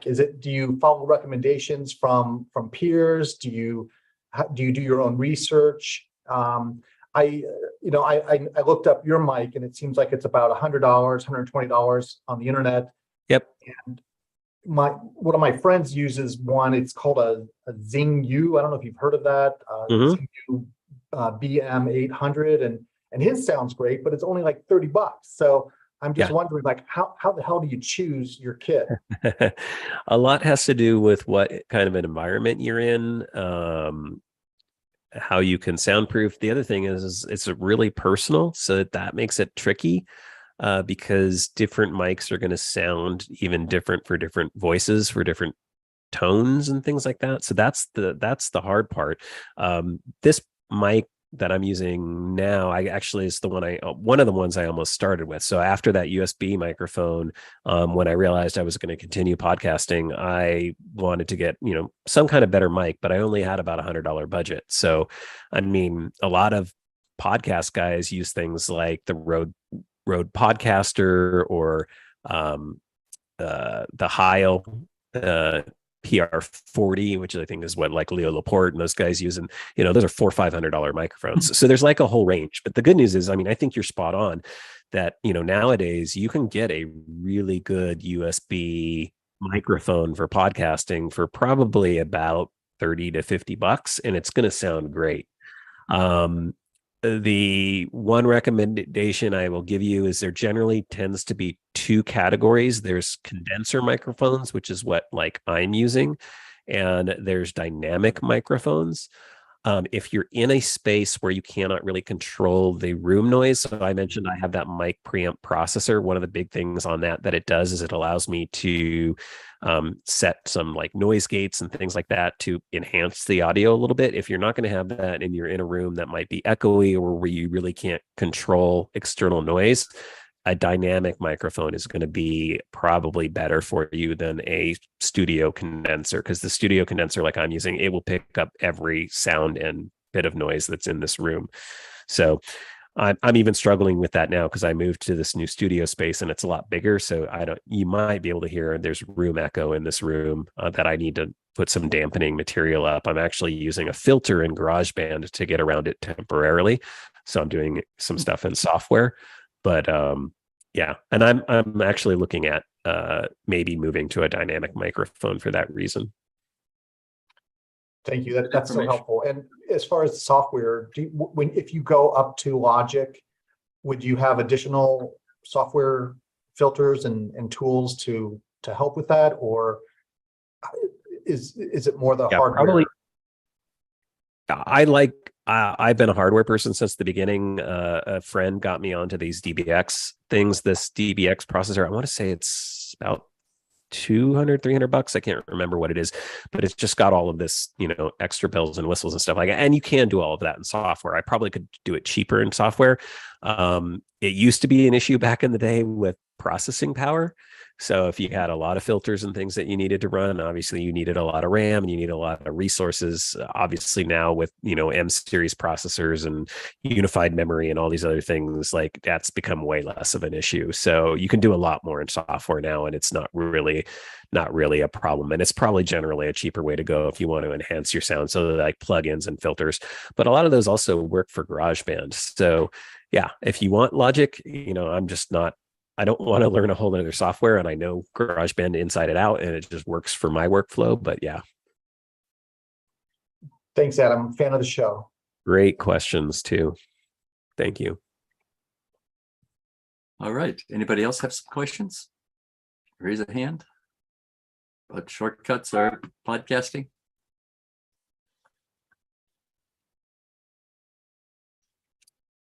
Okay. Thanks for letting me hang out. I really appreciate the invite. Oh, maybe there's more from Zach. Oh, it looks like Van has a question. Or Van, sorry. Hi, just really enjoyed the presentation. Thank you. Just on the area of shortcuts, I am 1/2 notch above an amateur. And it's just to share with other people. Sometimes you think of these complicated things, but I have a number of shortcuts that are just very simple, 1 or 2 lines, and they seem almost trivial, but yet you work them into your workflow and things become easier.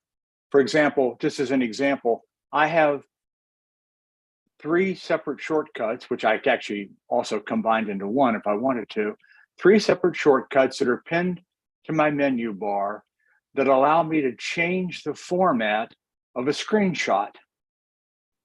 Because the default screenshot on my Mac is a PNG. And oftentimes, quite often, I want the screenshot saved as a PDF. for example. And so it's the simplest thing in the world. I just start the screen, I just click the screen, the shortcut, and every screenshot that I take, it runs a terminal command, a single line shell script terminal command. That's all it does. Then from then on, every screenshot I take is whatever I've chosen last, PDF or PNG, for example. So that's just a really simple example of something where you can run, a terminal command. Now, who was sharing a terminal command earlier? Was that Lawrence? I forget. Okay, well, that would be an example of that. You could, in fact, embed that terminal command into a very simple shortcut, and you would not have to open terminal. It would be executed automatically as soon as you ran the shortcut. Just stuff like that is just so convenient. So don't shy away from it because you think they need to be really, really, really complicated. Great advice. Jim Landsberg, you have to unmute. I have a question. Can you share these shortcuts? In other words, if you create a shortcut, can you pass it on to your uncle-in-law or some such thing? Yeah, absolutely. You might have missed it, but when you go into the shortcut, you can just click on the share button. So that little square with the arrow, and you can either text it or email it, or you can get an actual link that you can share with anybody. And it just takes them to an iCloud webpage with your shortcut on it. Yeah, it's a great, powerful tool. So, if you have somebody that just wants the automation, you can write it for them and share it with them. Are there libraries of shortcuts online? Yeah. So if you open up the Shortcuts app, the first time you open up, click on the Gallery tab. And there is a massive gallery of all kinds of shortcuts that people have written and built and shared. So yeah, again, you don't have to start from scratch. I would even encourage people, find a simple one. A lot of times you can find one that somebody wrote and maybe you just need to make a couple tweaks to it. You want it to do a little bit extra or something like that. You can just add a couple of extra actions and make it your own, or just use it as is. Yeah, can I actually just add to that Aaron's shared in the chat earlier in the meeting a link to Matthew Casanelli's Shortcuts Gallery. And he is really the maven of shortcuts. And his website is a wonderful gallery of shortcuts. So Jim, go find that in the chat for the meeting and have a look at those. Thanks. Mac Stories, I'm going to mutilate his name, but the guy that runs Mac Stories. Federico. Yeah, Federico Ricci. Yeah. They have a tab. So he is a big shortcuts person too. He's a big iPad user, and he uses a lot of them on iOS, and they have a whole entire gallery there too of shortcuts that they use for their workflows. So that's another great resource. If you go to the Mac Stories website, I'll try to find a link and post it in the chat here. But if you go there, there's actually a shortcuts menu item in their main menu bar, and that links to all their shortcuts.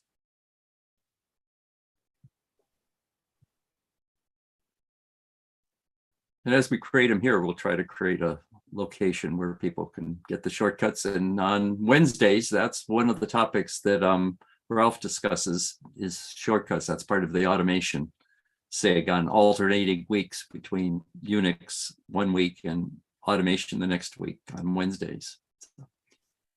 Oh, thanks, Adam. Adam posted in the chat the Mac Story shortcuts. Yeah, so that along with the Casanelli one will be a treasure trove of those. Van, did you have something to add? Just one other normal word of caution that we always offer here is that with great power and shortcuts comes great need to be careful. Because if Jim Landberg sent me a shortcut, I'd feel pretty much okay about that. But if somebody offers up a shortcut to you and you don't have a good sense of who they are or where it came from or its provenance, it's really a good idea to be very cautious.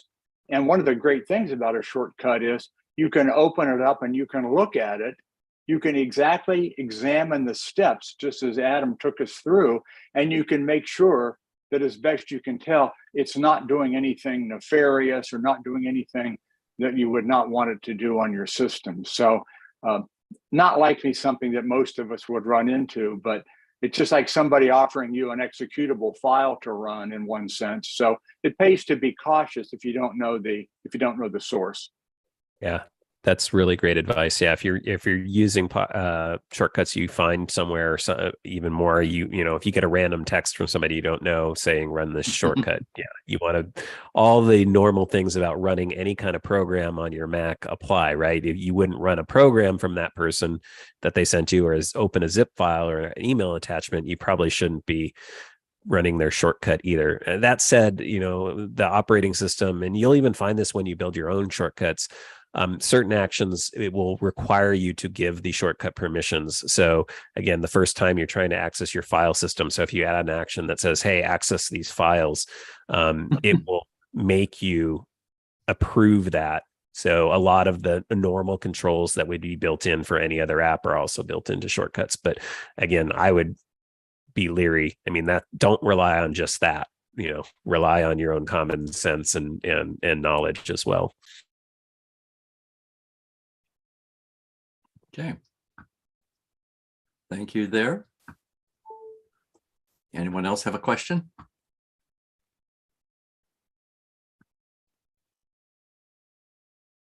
Well, we have about another 27 minutes for our meeting time allocation. If anybody'd like to shift the subject, we'd certainly like to again say, say how great it has been to have Adam here talking about shortcuts and podcasting. So, Adam, I think the one thing I wondered about. So, do you use Patreon? Because we actually have had several people. There's a journalist named Rob Peguero who comes to talk to us every June, and his Patreon account is really cool. What he does is send to Patreon users a summary of the stories he's worked on for the week. And that's awesome. This is very cool that I wouldn't, normally go to Business Magazine, but he writes for different things and they're always pretty interesting. So yeah, so if you use Patreon, can you paste a link to that in the chat also, please? Sure. Yeah. I mean, that's mostly, again, for just people who want to, support my podcast monetarily, which is great. And I really, really appreciate everybody who does. I don't do currently a lot of extra stuff. I do send them, I have like a membership card, although this started before the whole COVID thing. So I'm trying to think through things, but basically really cool metal kind of membership card that I send out to people who subscribe to the Patreon. And then there's another tier where I try to send out, some swag or some like little extras every once in a while. But the idea behind the membership card was when we were actually going to in-person events like Macworld or different things, I would buy you a drink if you had a card. But coffee or alcohol, doesn't matter, whatever kind of drink you wanted to have. But that hasn't really happened too much. But that's that's what I do on my Patreon currently. All right. But it's patreon.com/MacCast. I'll get the link.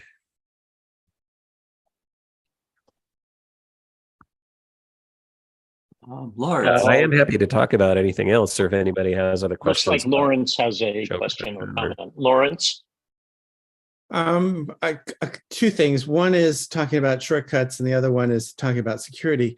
The shortcuts, my brother came to visit a couple months ago, and when he plugged in his iPhone, the Siri made a noise, and it was going as if it was really happy to be plugged in and getting charged. And then when you unplugged it set off another shortcut command where Siri said, all done. And while I thought it was cute, it's actually fairly useful. You can actually set it so that it'll trigger when it's charged. So you don't have to, a lot of people leave it on like for 5 hours and it doesn't take that long to charge a phone. And when it's charged, it'll actually send a message, or it'll trigger a sound saying that it's charged. So there are a lot of things you can do with Siri, with shortcuts that are just useful to you. So when he was talking about the fact that the shortcuts are very personal to you, that was the whole point of it. It's to create commands and create actions that are useful to you. But getting back to the security, when people were talking about don't run shortcuts unless you've tested them, I want to give you an example of another thing that you really should test. A woman locally, she had her hard drive on her iMac die. And she wasn't too concerned, except that she was having trouble getting things off of the this external drive where she put all of her data. And so I looked at the external drive, and the external drive was dead. I tried lots of things to pull things off the external drive. Well, then she brought over a Time Machine drive, and she said, could you pull stuff off of her Time Machine back up onto the external drive? And I looked at the external drive, and I could tell just by looking at the external drive, and I confirmed it with the with Terminal, the external drive had never had anything written to it. She bought it at Costco in 1997, and as of April 7th, 2017, as of April 7th, 2017, nothing had ever been written to it. So she thought she was backing stuff up all this time, 5 years, and not one byte had been written to it. So not only should you test things like shortcuts before you play with them, if you're using Time Machine to back up to an external device, which everyone should, just go and check to see if it's actually doing something. I've really been very disheartened at the number of businesses. I live in a very small town, and our one and only dry cleaner was knocked out of business because they got ransomware that encrypted their drive that they used for sending tickets and billing and everything. It was encrypted, and it basically came very close to knocking them out of business. A coffee shop had a similar thing happen to it. It doesn't make any difference how large or how small you are vulnerable. So please check things like scripts that people send you. Be aware of notifications that pop up on your screen. Check to see that Time Machine really is backing up your machine. I know a lot of people that they have a laptop and they fire up the laptop and they do something and then they shut it down. That laptop's not getting backed up if it's not turned on. So please check to see that all these safety nets that Apple is providing you, make sure that you really do have a parachute in your parachute backpack and that it's working. Thanks, Lawrence.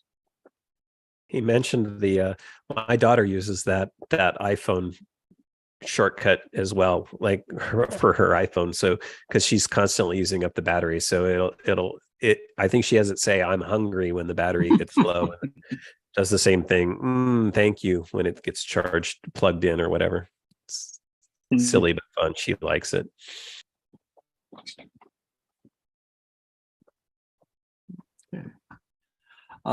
Speaking of checking drives or whether it's written anything to it, I do have a question.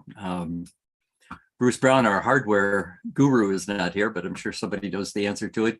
When you're checking, one of my external Time Machine drives seems to be making clicking noises, so I'm suspect of it. If I run disk utility on it, should I only check at the high level of the name of it, the Seagate, or when I check the container and the name of the drive, it reports errors. But when I check it on the highest level in the Seagate, it says the drive is fine.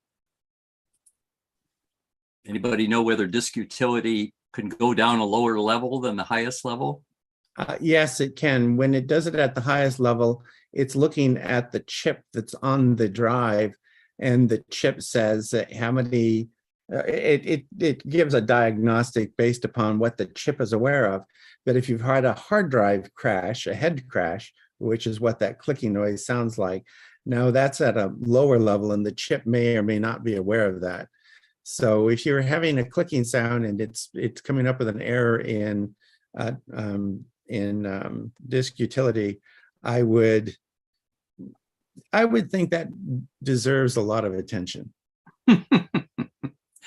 Yeah, it reports that the process failed, possibly back up all the data on it. And it says the operation failed when I try to run it on the container or the drive itself. So, all right, good answer. If it would be useful, we can try this. I think I can share my my iOS device for shortcuts, and I can show some of the automation options. I know I mentioned them earlier, but it might be helpful for people to actually see some of the automation options that are in the Shortcuts app on iOS. So if people are open to that, I'm happy to give that a shot. Go for it. Sure. Okay, you have to tell me if this works. Hopefully this works. When I share my screen from my iOS device, you're going to all go black because I think that's just how it works. But hopefully you can see this. Are you seeing my iPhone screen here now? Yes. Cool. So this is Shortcuts on iOS on my iPhone. So very similar. You can see in the main screen, you've got all your shortcuts and you can access the gallery here down at the bottom. So similar kind of gallery, but in the middle on iOS, you have this automation option. And when you go in here, basically, these are all the things that you can use to automatically trigger different actions on or different shortcuts. So if you click the little plus at the top here, you'll see you have two different options here. You can create a personal automation. So that's something that runs on your personal iPhone or iPad, or you can create ones that actually work with your home app or the home network. So I'm just going to click on the top one here, create personal automation. And you can see the kind of breadth of things that you can do. So you can actually have automations run at a certain time of day. You can have them trigger based on your alarms. You can have them tied in with the sleep application. So if you use that in the health app, when you go to sleep, so you could trigger different automations to run then. As I mentioned earlier, when you arrive, leave a different location. A lot of people like to have them with CarPlay. So if you have CarPlay in your car, when your phone connects to CarPlay, you could have it run on automation or in action. So that might be a good way to do like what I was explaining, like, hey, I'm going to be home in this many minutes. You can have them triggered on emails. You can have them triggered when you receive messages, when you start workouts, when you join a Wi-Fi network, when you connect to a Bluetooth device. The NFC tag one is fun because you can use that with AirTags. So if you have an AirTag and you want, when your phone gets near that AirTag for some sort of automation to run, you can use that NFC option. So like I played around with setting one up where I had an AirTag just on a table in my living room. And when I brought my phone near it, it would open my Apple TV. It would turn on my TV through my Apple TV and start playing a program. So if you had a favorite program, you could do that, or you could have a list of programs that you might want to have it start, which was kind of fun. And then here's those battery ones. So see, you can trigger a shortcut when it goes into low battery mode, when the battery level reaches a certain percentage, or when you connect it to power. So for example, that one where it would say, thanks for connecting me to power, or whatever you want. That's literally just a shortcut where you say, turn some text into speech, but trigger it every time I plug in my phone. You have do not disturb options. So anytime you go into a focus mode, you can do that. And you can also trigger them off of Apple's new sound recognition feature. So anybody who's not aware of that, it's an accessibility feature, but your iPhone or iOS device can listen for certain sounds like a dog barking or a siren playing or a doorbell. And then you can trigger actions based off of that. So, and then in home automation, it's things related to, again, your home app. So if someone leaves the house or comes back to the house, or something happens at a certain time of day, so at sunset, you could have some sort of event trigger, or maybe at sunrise, you want to have an automation that sends you a rundown of the news for today and what the weather's going to be like, and all of that in a text message or an email or something like that. So those are kind of all the options you have for doing automations based off of different Adam, events. Yeah, Adam, have you used Find My with an automation? This just gave me an idea of one that I'd like to. I have to not. do. I have not. And I'm also willing to experiment if we want. I know we have some time. We could try and see if we could build an idea too. It might be kind of fun. See what we can do. This is the idea that if Find My tells me that my wife is at the grocery store, then could I set up an automation so that when she arrives home, I get notice of it to help her unpack? I run afoul of that often. So Right. Yeah. I don't know if they have integration. I mean, we might have to look on iOS. That might be a little bit too privacy invasive. I don't know. That's an interesting one. You would hope the person would have to sort of authorize, or I guess they're already kind of allowing that. No, wait. Well, this is one thing we already have. Both of us do allow each other to know where we are Right. all the time. So that's not a problem. Yeah, I'm curious if that's an option or not.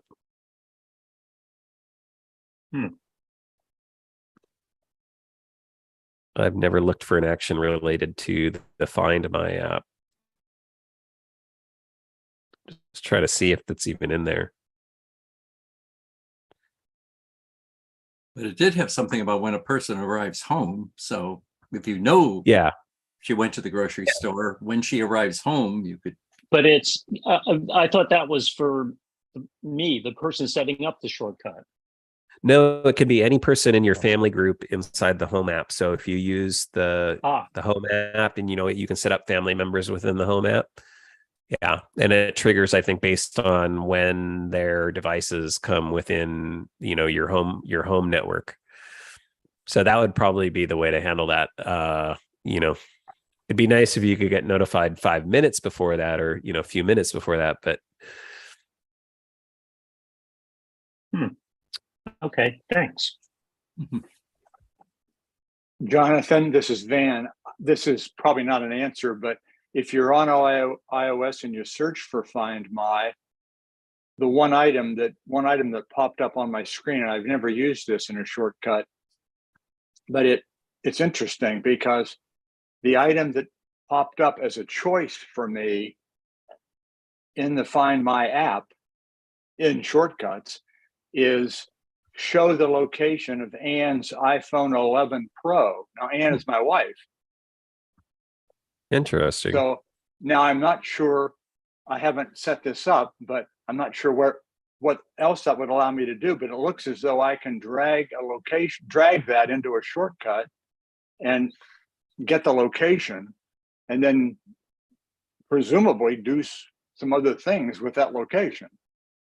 So that might be an early couple of steps on the more complicated shortcut you're looking for. Have no idea. That's just something I saw for the first time ever here. But I thought it was interesting that it actually offered my wife's name up because it was already knowing somehow that I was sharing and had access to her location. I didn't do anything to make that appear, at least that I'm aware of. Now, is that on one of your devices that you're running beta, or maybe something new? But it is. Yeah.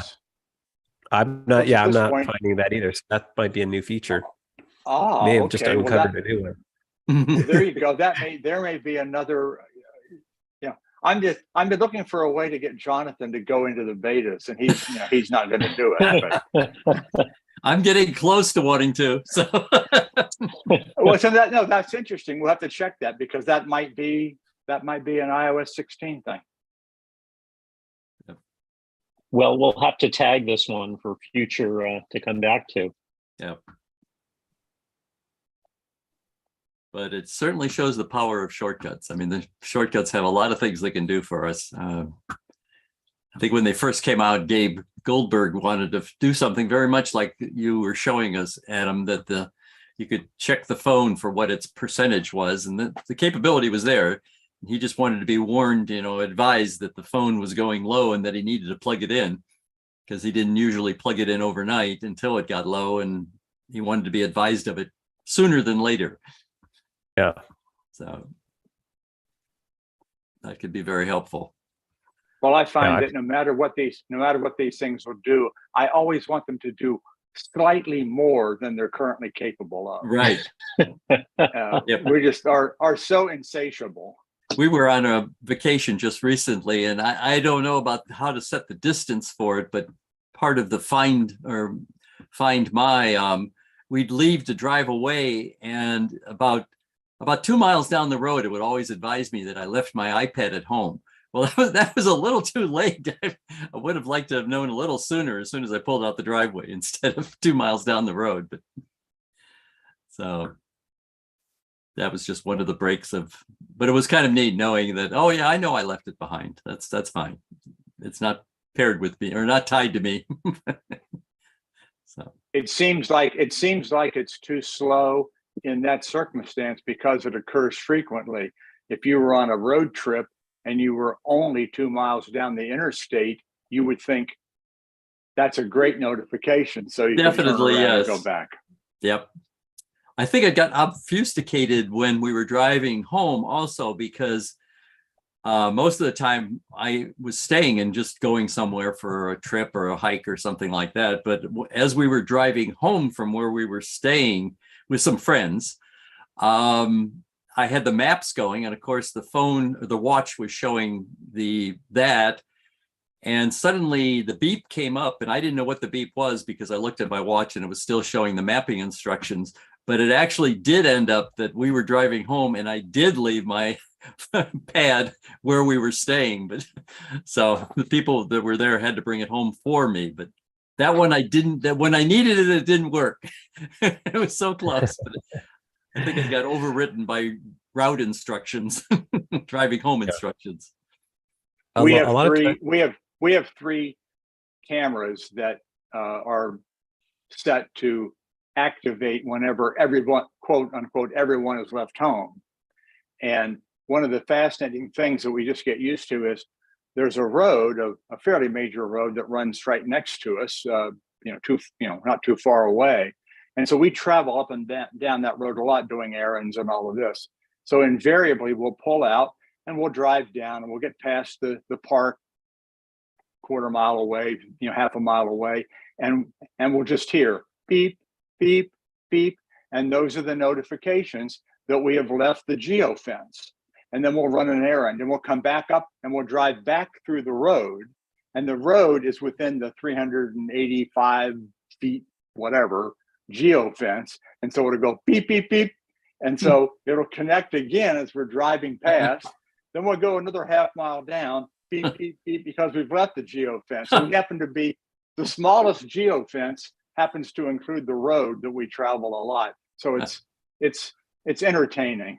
Yes. Are those ring cameras, Van? Oh, Van, we lost your audio. Well, I shut myself up. Two of them are Logitech and one of them is Eufy, U-F-Y. Mm-hmm. But I like that feature of when everybody's gone or when everybody's left the premises. That's a neat security feature. Good implementation. Well, it's the only time we want them on. These are internal cameras, not right. It'd be different if they were outside, but these are inside the house. And so we do not want the cameras on when we're here. So yeah, right. Are they motion activated, Van? In this case, yes. I think all three of them do you receive any notification when they activate? The answer is yes. That doesn't seem to be as perfect as I would like, but the short answer is yes, we do. And oftentimes we'll get depending on how it's set up, I'll get a notification on my phone or something come up on my watch. And actually there was one point at which I could actually see the camera on my, one of the cameras actually activated, and I can see the image on my watch that was the still image that was taken at the time it was activated. So I haven't really refined that as much as I should, but the short answer is yes, they can notify you. I have an Amazon Cloud Cam and that we activate when we travel. And the one thing that's annoying with it is sunlight shadows will activate it. So I have to have it where it really can't catch the shadows coming in from the window, because just the movement of those shadows on the floor make it think that somebody's there. Now, some of the cameras are much smarter nowadays and can monitor basically whether it's a person or an animal or something like that versus sunlight. But mine was just a cheap level one I got a long time ago. So. Well, we have a driveway where we park our Prius, and the goal is to not have the catalytic converter stolen. So we right now just have a motion activated light, so it lights up the driveway. Yeah. But our electrician recommended that we put some kind of webcam there too. And so I have to experiment to see if the house Wi-Fi extends to that place on a 2.4 gigahertz device. And if it does, it would only work if we could set up some kind of notification like that. Yeah, we had a friend that had a catalytic converter stolen, and that activated him to try to put a camera on his car and on the next one that was replaced, because on the next one, right? That's often what thieves will do sometimes, is they'll take it and then they'll the new one gets replaced, and then they know they can steal a new one. They can get a new one. So. Well, but it sounds like there really might be an app for that. Right. Yep. All right. Kind of digressing on subjects here. Any SIG leaders or any other members want to mention something before we close out today's meeting? I guess not. I've got a bit of trivia. I heard, not trivia, but I heard that the new Photos app in the new update may have, I can't, you just got to guess whether it's actually going to make it to production, but that it's going to be, the Photos app is going to be able to detect duplicate photos in the library, which would be very nice. It's been long needed. But the interesting way it'll do it is it'll kind of compare the files and display them and find out whether you've got metadata in one and something else in another. And it will try to pick the highest quality photo you've got, show it. And then if you've got metadata in the other poorer photo, it will allow you to merge, or it will merge to the higher level one. And then you could pick that you only want to keep that and get rid of the dupes. So that sounds really nice if it works. Roy, I have not experimented with that. I've been a little cautious, but I can read you what it says because it's in the beta. It's still in the current beta, so they haven't removed it as of this point. You just go into the Photos app, and you now have a new entry down the left side that says duplicates, and if you click it, it then brings up a series of things that it considers duplicates. And the explanation is duplicates are classified both as exact copies that may have different metadata, as well as photos that appear to be the same, but may have unique resolutions, file formats, or other slight differences. And in the case that I'm looking at, it's identified a series of duplicates that could meet either of those or one of those criteria.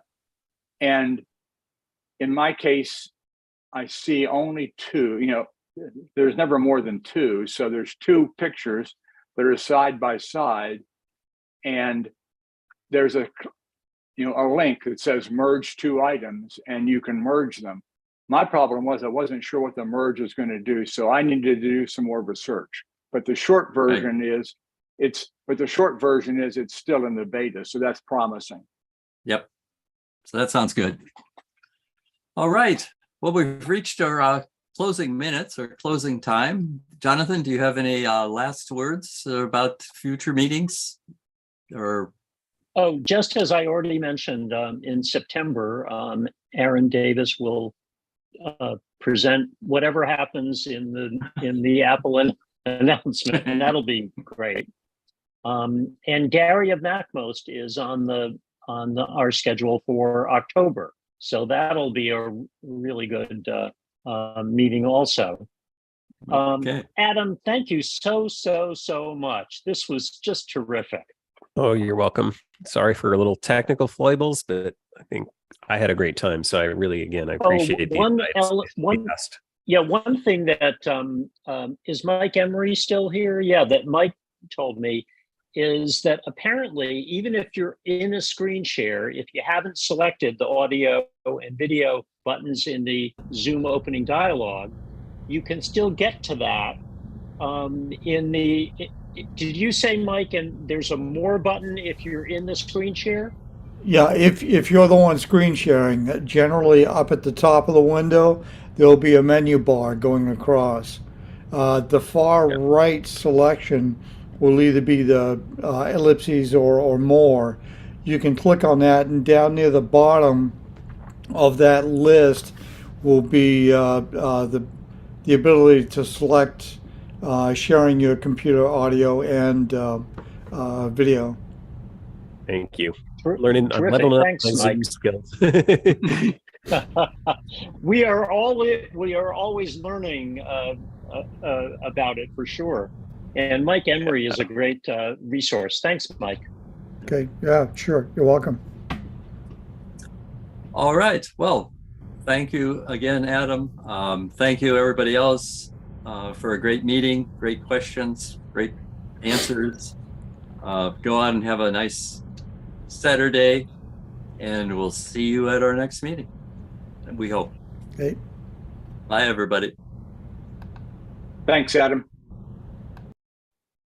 Welcome. Bye.